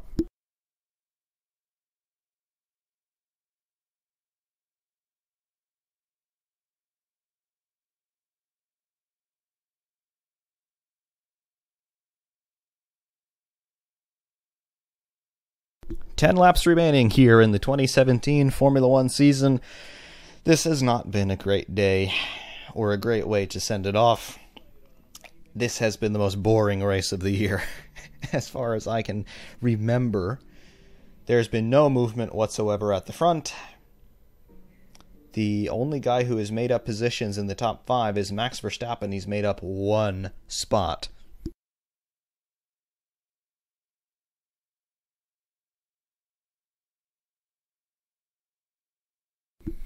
Yeah, Deadpool, political correctness is cancer as far as I'm concerned. Problem is, most people don't tend to agree with me, so I just stay away from it. But yeah, that's my stance on it.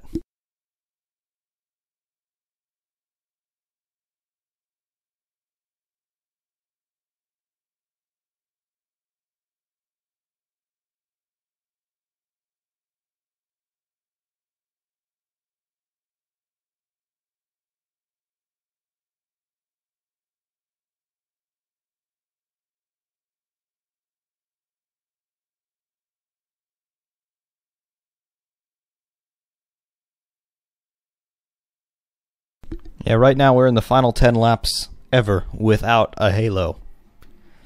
I really hope that this thing gets dropped for 2018 rather, because it's just, I see no merit to it at all.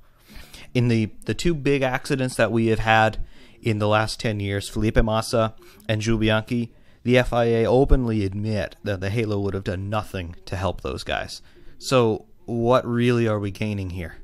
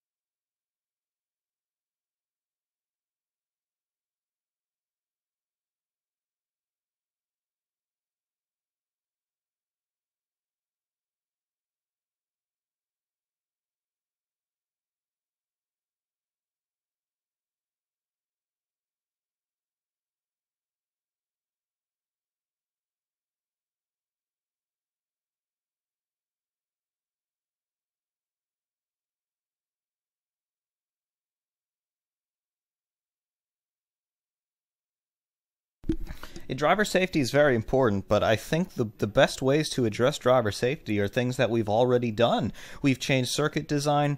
The biggest change that we've made there is to change the run-out zones and to make sure that there actually are sufficient run-out zones at the ends of the long straights, and that works very well. We have fortified the cars as much as possible with anti-penetration panels in the cockpit.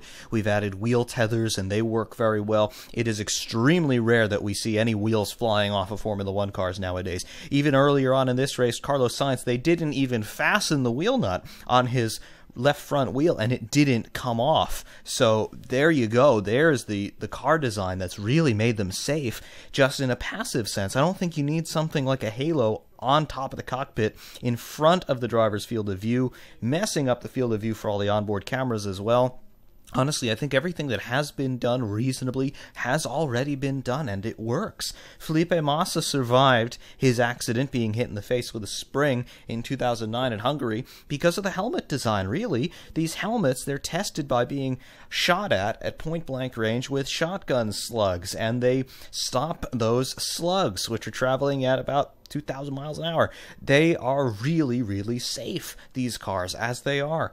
Adding the halo, I think it is a hindrance more than a help, because you're basically doubling the time that it takes to extract the driver. You're making it more complicated to extract the driver.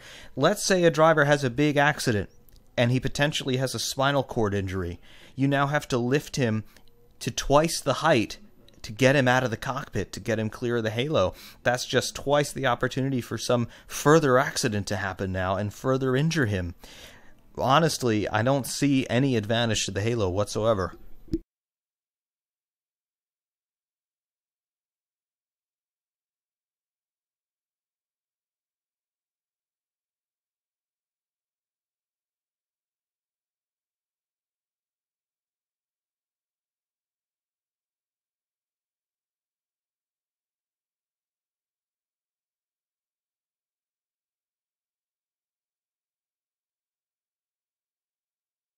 There's Sebastian Vettel on screen. He is running all by himself in P3. He is 21 seconds behind Lewis Hamilton.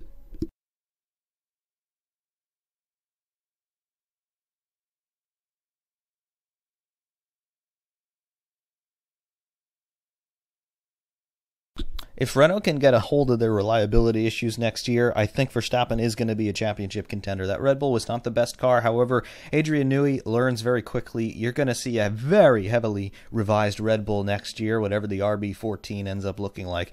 And Verstappen is going to be a contender from the first race. I guarantee that.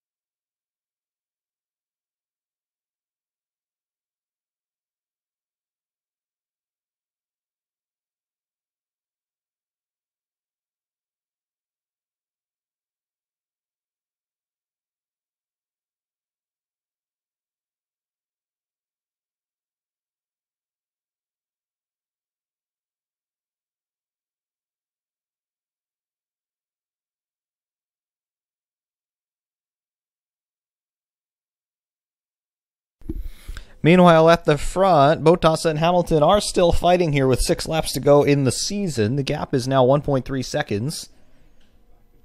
Hamilton within DRS range of Bottas. He is not close enough to try and attack. However, they are coming up on one of the McLarens. I believe it is Stoffel Van Dorn, or maybe it's even Fernando Alonso at this point. It may well be Alonso. It is Alonso that Bottas and Hamilton are coming up to lap. The gap is now 0.7 seconds. 0.7. Fernando Alonso lets both men through without any drama.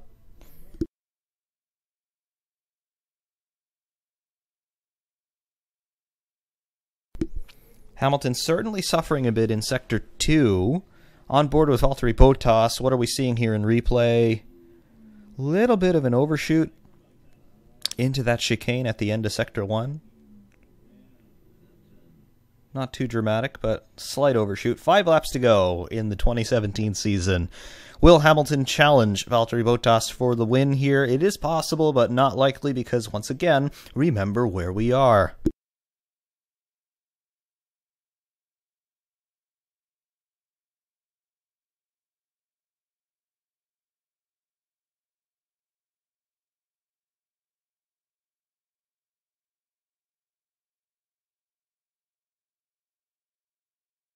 Hamilton lost a full second in Sector 3 on the previous lap.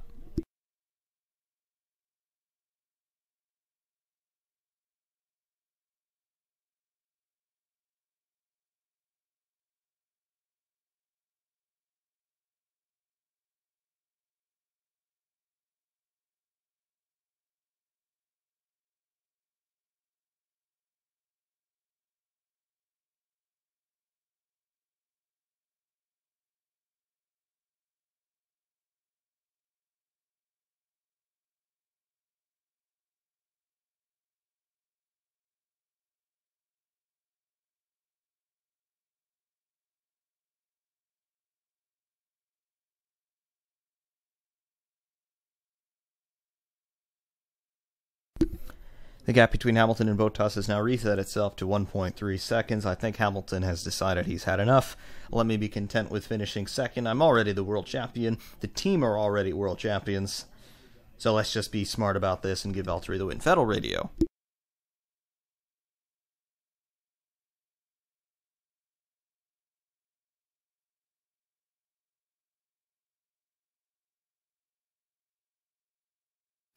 Ferrari just keeping Vettel updated as to the pace of the Mercedes. He is 20 seconds behind them. Sebastian Vettel, meanwhile, he just set fastest lap at a 141.244. He is running all by himself in clean air.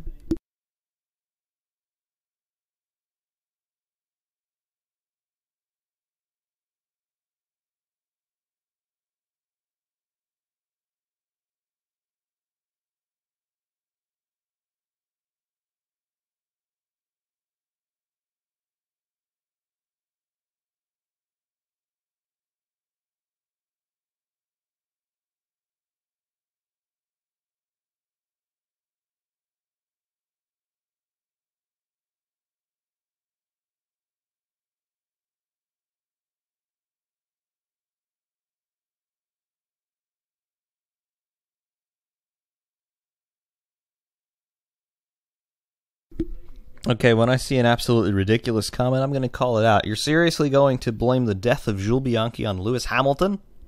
Honestly?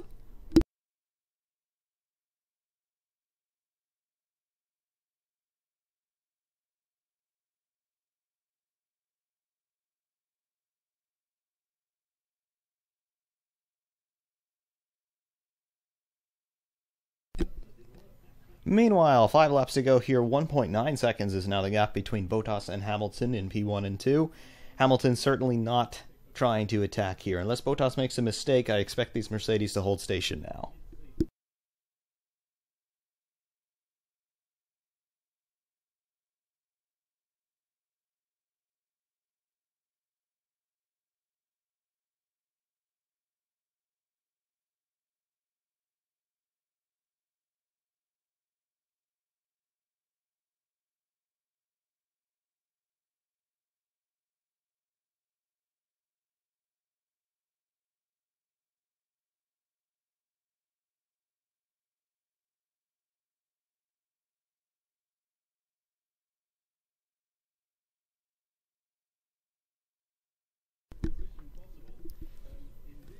So, a team radio message from one driver has the ability to confuse the FIA race director, who has closed-circuit TV cameras monitoring every corner on the circuit, access to everybody else's team radio, the guy in the safety car out there when the safety car is deployed giving track condition updates, radio contact to every marshalling post around the circuit with guys on the ground with their eyes looking at the track conditions. You're going to tell me that the team radio from one driver completely changes all of that information?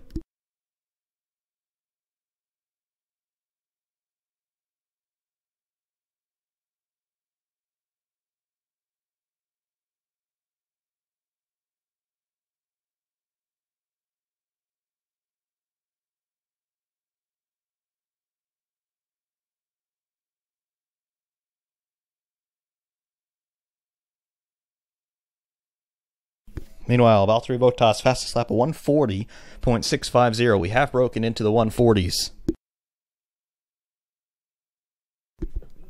3 laps to go in 2017.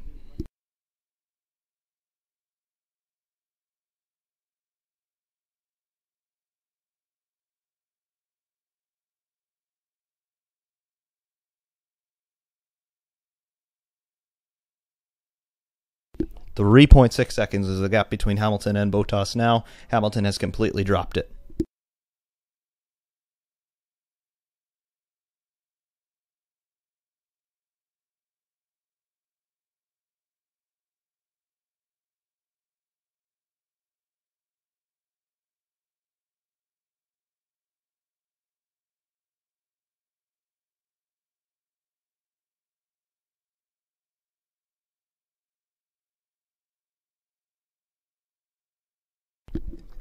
Race is not over yet, Ayrton. Welcome.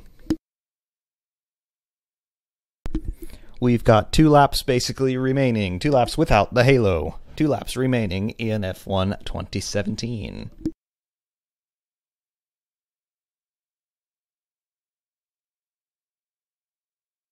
Yes, Ayrton, you are a little bit too late, but you will get to see the end of the race with us.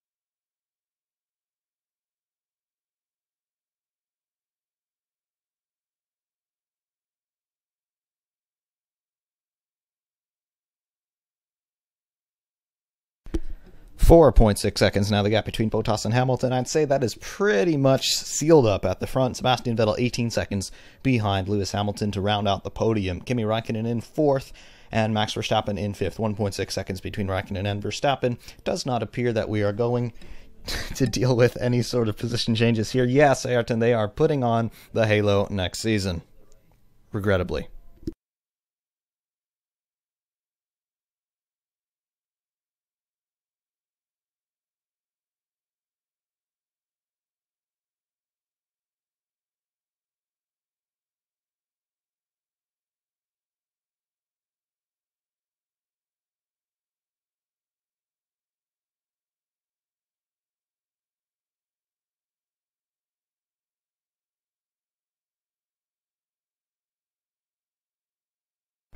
Verstappen still tantalizingly close to Kimi Räikkönen, but not close enough to mount any sort of challenge. Plus, at this late stage in the race, it is not what you want to be doing. Verstappen is waving the colors for Red Bull by himself, and they are on for some points.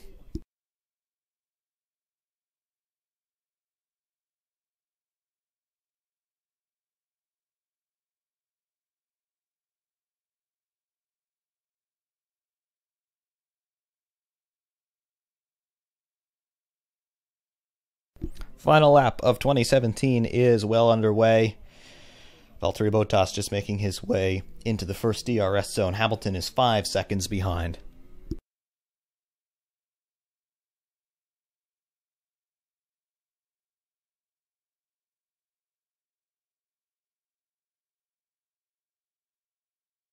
Mark my words, this is not the last lap without the halo. Maybe it'll be the last lap for a little while without the halo, but it will not be the last lap without the halo. This thing is not over by any means.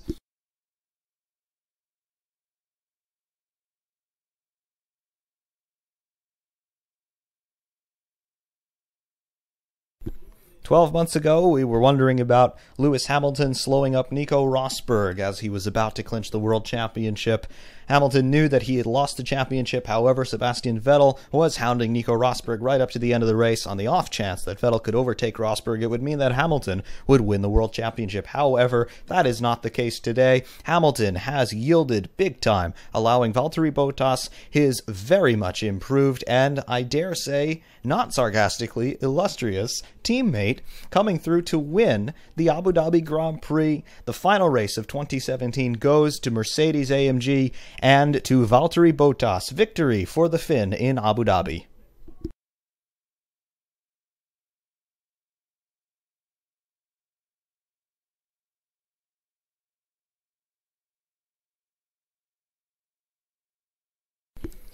Around the final corner, 20 seconds in arrears, comes Sebastian Vettel to round out the podium for Ferrari.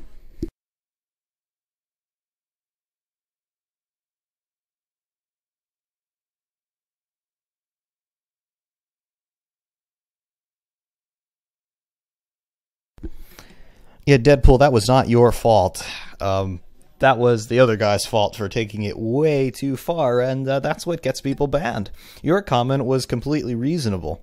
It was an avoidable accident, and it was an error on the part of the FIA, in my opinion, but you're going to then basically float conspiracy theories and start putting basically manslaughter charges on other drivers. That's where I get the problem.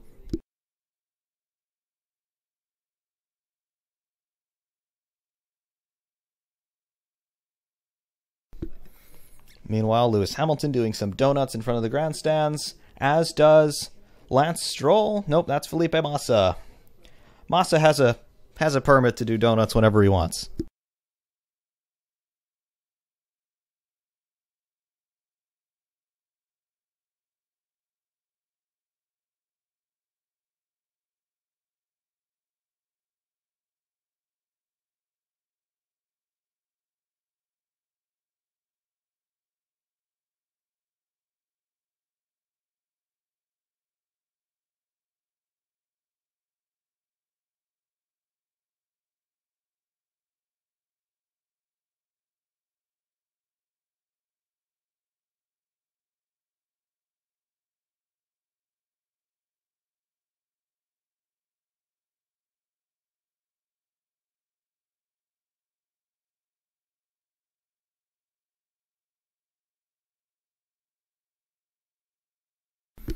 The Mercedes teammates running in formation here on this cool-down lap. That is the end of the 2017 season. The final results here. Valtteri Bottas wins ahead of Lewis Hamilton. Sebastian Vettel rounds out the podium in P3. Kimi Räikkönen in P4 and Max Verstappen in P5 in the sole remaining Red Bull. P6 for Nico Hülkenberg in the sole remaining Renault. P7 for Sergio Perez and P8 for Esteban Ocon. Another very consistent points finish for Force India. P9 for Fernando Alonso. The final points scored here for the Mick Honda team. And P10, Felipe Massa. He picks up 1 point in his last ever Formula One appearance. P11 for Romain Grosjean in the first of the Haas cars, P12 for Stoffel Van Dorn, P13 for Kevin Magnussen, 14th for Pascal Wehrlein, 15th for Brendan Hartley, 16th for Pierre Gasly, 17th for Marcus Ericsson, and 18th and last car running for Lance Stroll. Retired are Carlos Sainz and Daniel Ricciardo. Ricciardo stopped on lap 11 with some sort of hydraulics failure, and Carlos Sainz stopped on lap 24 with a right front wheel that was not secured properly in the pit stop.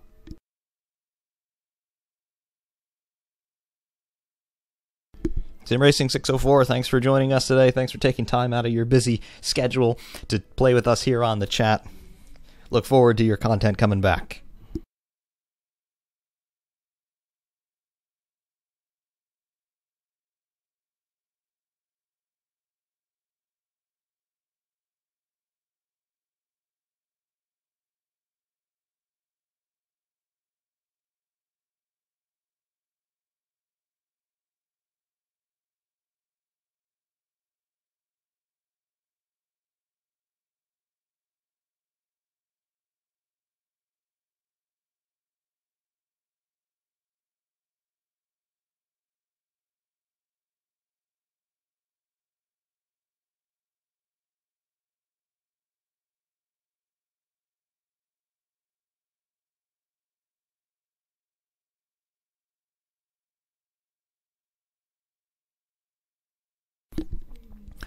Yes, Mike Lim actually makes a good point here. Goodbye F1 logo. They said that we'd be seeing the new logo today after the race, so it is now today after the race. Will we see the new logo somehow unveiled? I hope not.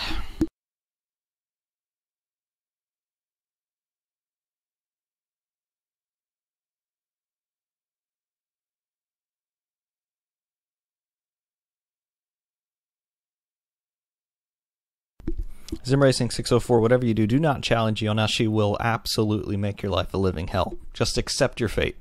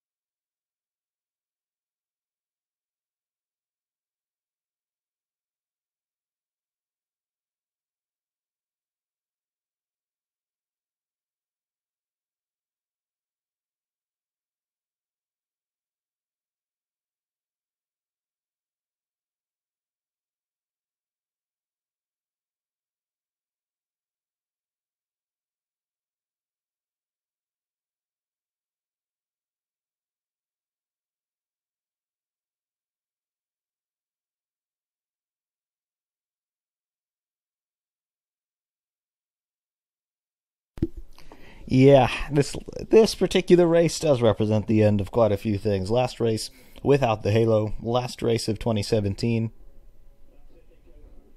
last race for Felipe Massa, last race for Mick Honda.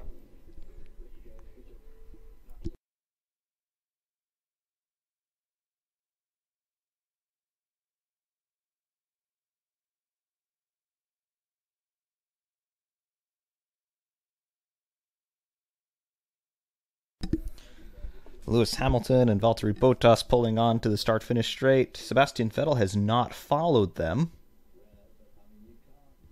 That's interesting. I would think your top three finishers would be here. Felipe Massa has also pulled on to the start-finish straight, and Hamilton doing donuts. I assume Bottas will soon follow doing donuts. That's going to be a fine.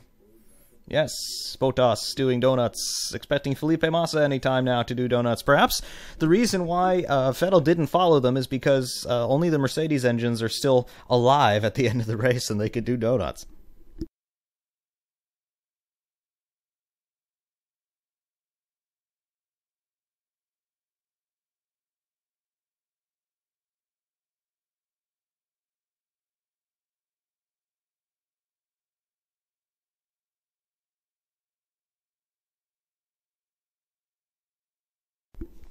Hamilton's doing donuts because he's the world champion and he can do whatever he wants.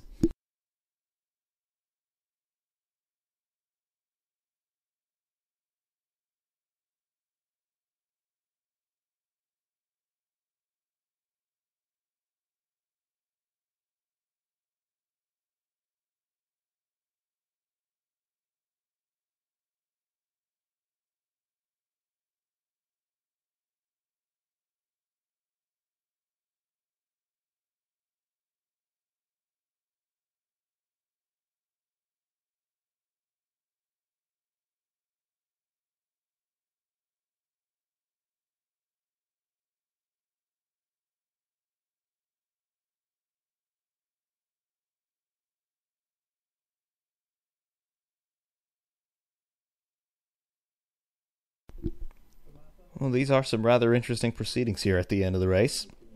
Your top two finishers on the start-finish straight, Felipe Massa also there. A whole bunch of Mercedes personnel coming out here. Some Williams personnel as well.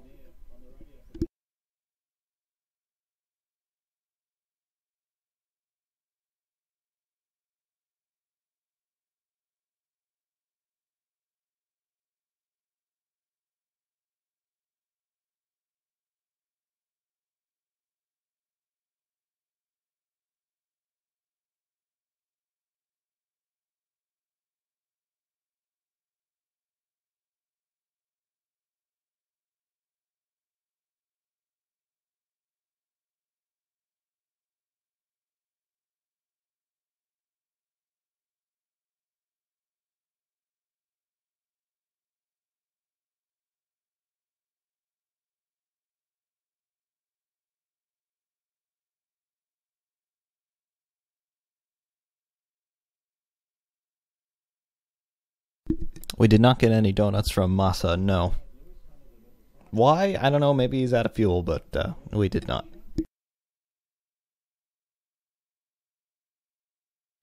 Yeah, Felipe Massa, very much he became the statesman of Formula One. He came oh so close to winning the World Championship in 2008. He technically did have it for about 30 seconds there at the end of that race in Brazil, but it was not to be. Teammates to Michael Schumacher, Fernando Alonso. Started his career in 2002 with Sauber.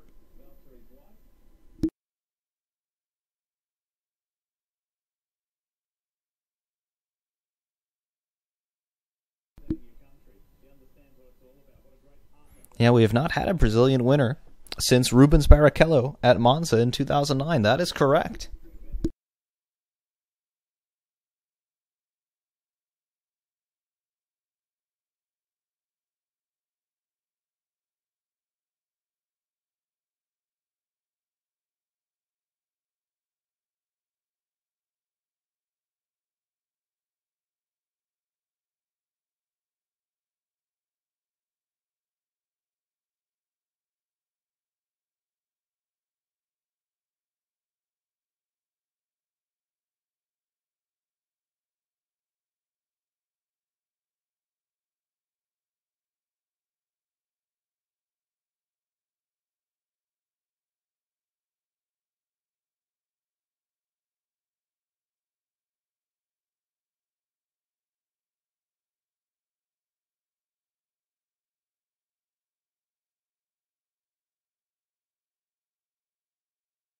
Everybody looking rather sweaty here in the prep room. It may be nighttime, but it's still hot in Abu Dhabi.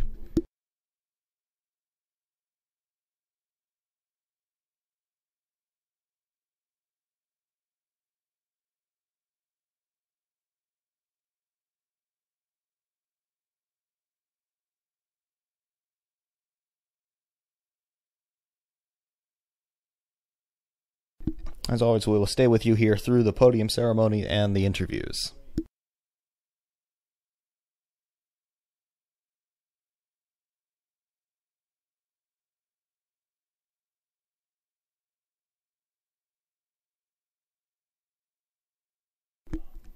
It'll be interesting to see next year for sure, but I'm not anticipating Mercedes to decline.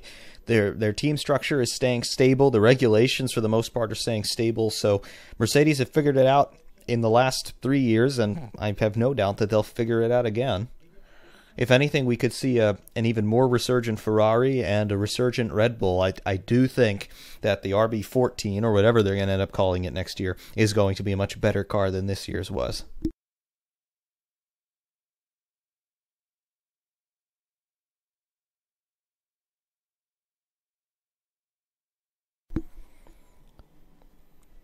Sebastian Vettel now coming out onto the podium.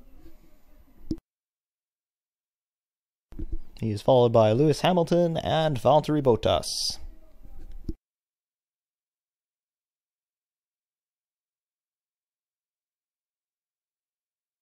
Stand by for the Finnish and German national anthems.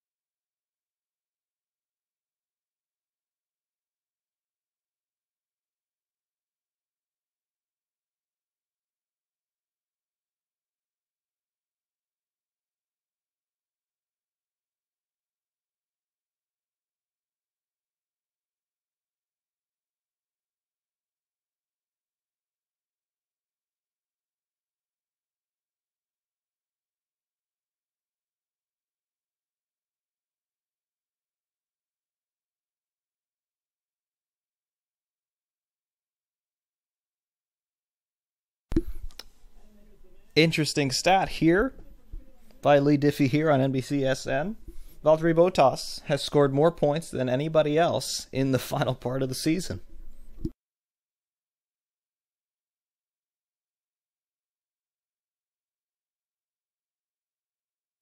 Also, a quick international feed showed Nico Rosberg there on the Mercedes pit wall.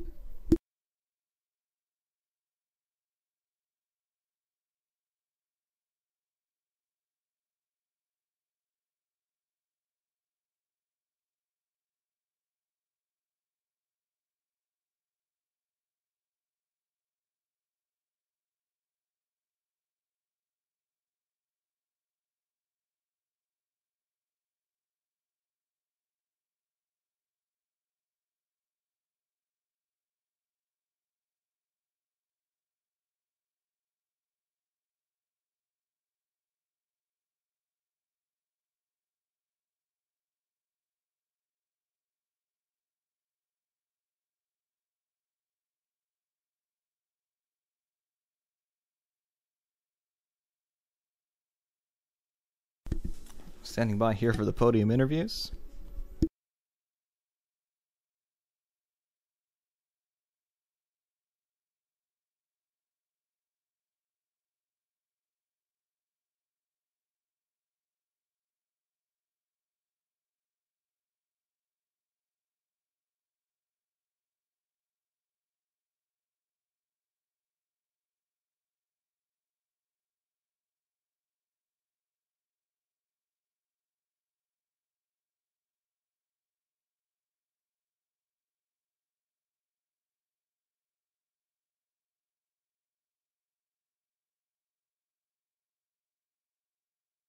David Coulthard with the interviews. He's flanked by Martin Brundle.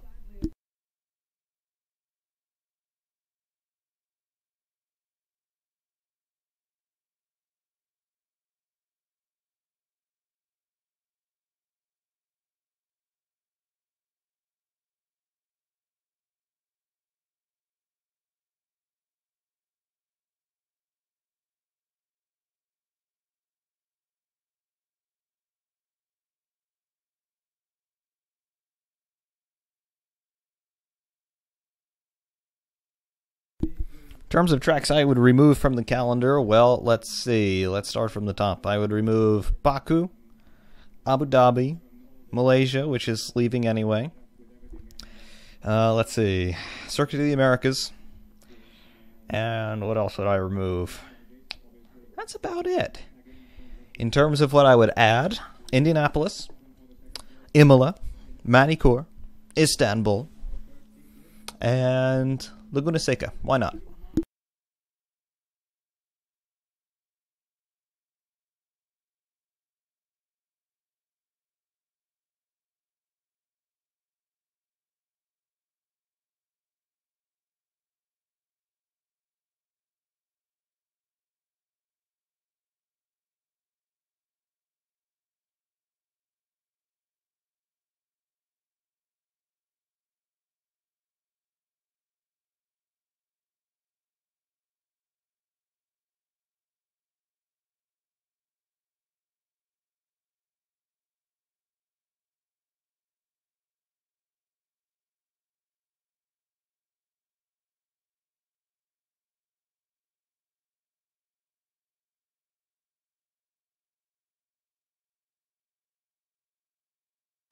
No, I wouldn't even bother with Paul Ricard because there are too many ways that you can mess that circuit up.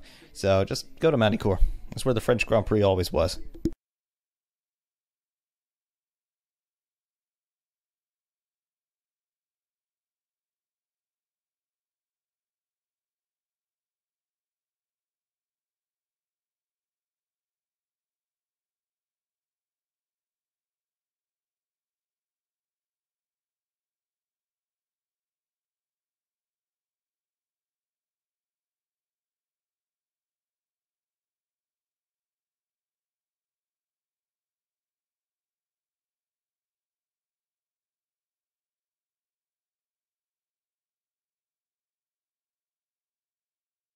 Now you've got to keep Singapore on the calendar because it's the night race number one, and it does allow for some variability, some variety in the track design over the course of the season. So Singapore can stay, even though it's a boring circuit, but if you add Manicourt and Imola, that'd be good.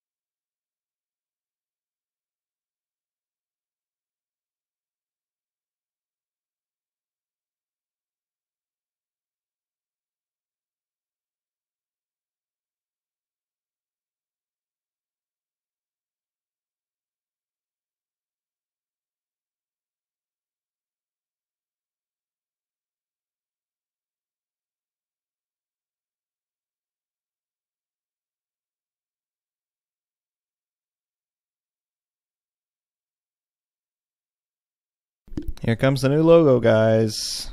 What's this going to look like?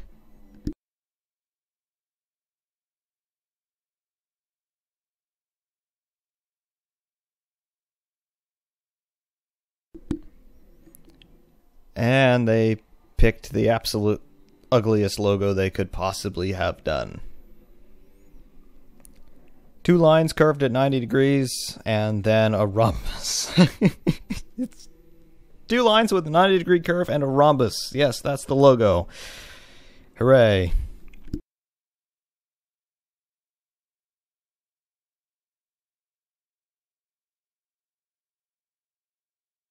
And they painted it red.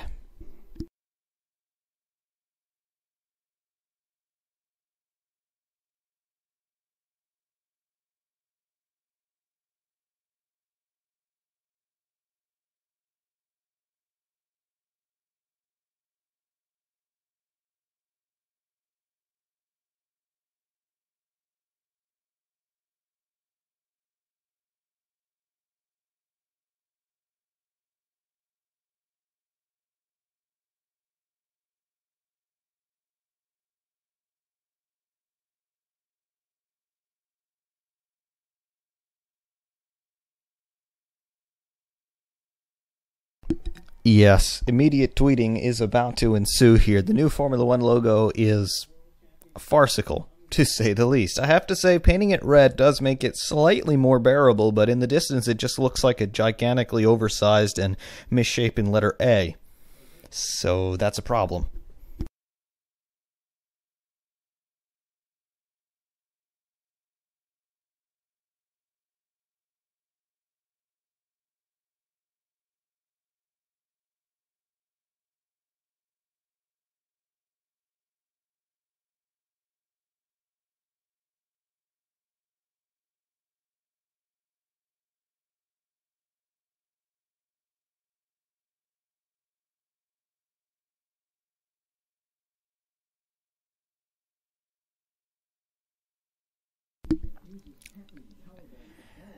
If you seriously think that Formula E is a better show than Formula One, then good for you.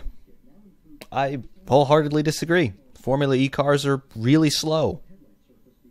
And honestly, I don't think they take that much skill to drive. I've driven a race car that it was not a Formula E car, but in terms of the performance it had, is quite similar to a Formula E car, and quite honestly, it was pretty easy to drive. So if that's what you want to see, then go watch it.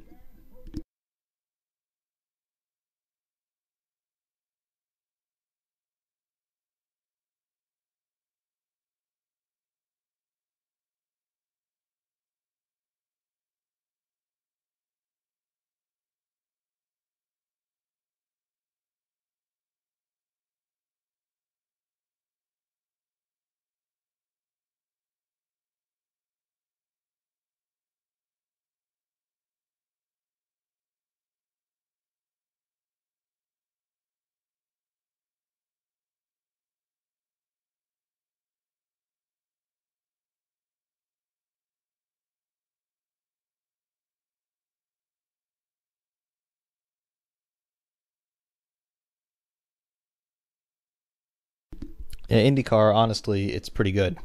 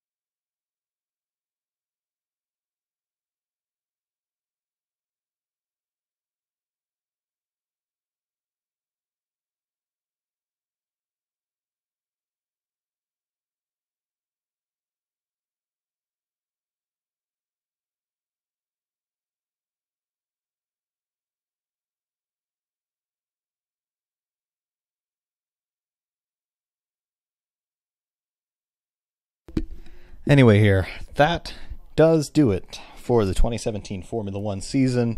Do join me on Twitter at Ferrariman601YT if you want to see the fallout from this latest logo reveal, because it's going to be ugly, ladies and gentlemen. I do promise there are going to be lots of heckling comments made on all sorts of different threads regarding this utterly crap logo. However, if you do want to see that, do follow me on Twitter at Ferrariman601YT. Until next time, though, now I do promise there are going to be other live streams throughout the off-season doing sim racing kind of stuff, and maybe just general chats, but that does obviously do it for race coverage of the 2017 Formula One season. We will see you in 2018 for live commentary streams of Grand Prix action, starting, hopefully, at the Australian Grand Prix on the 25th of March. However, until next time, thank you all very, very much for joining me here for the Abu Dhabi Grand Prix. So long, 2017. Ferrariman601 signing off. Thank you very much. We'll see you soon.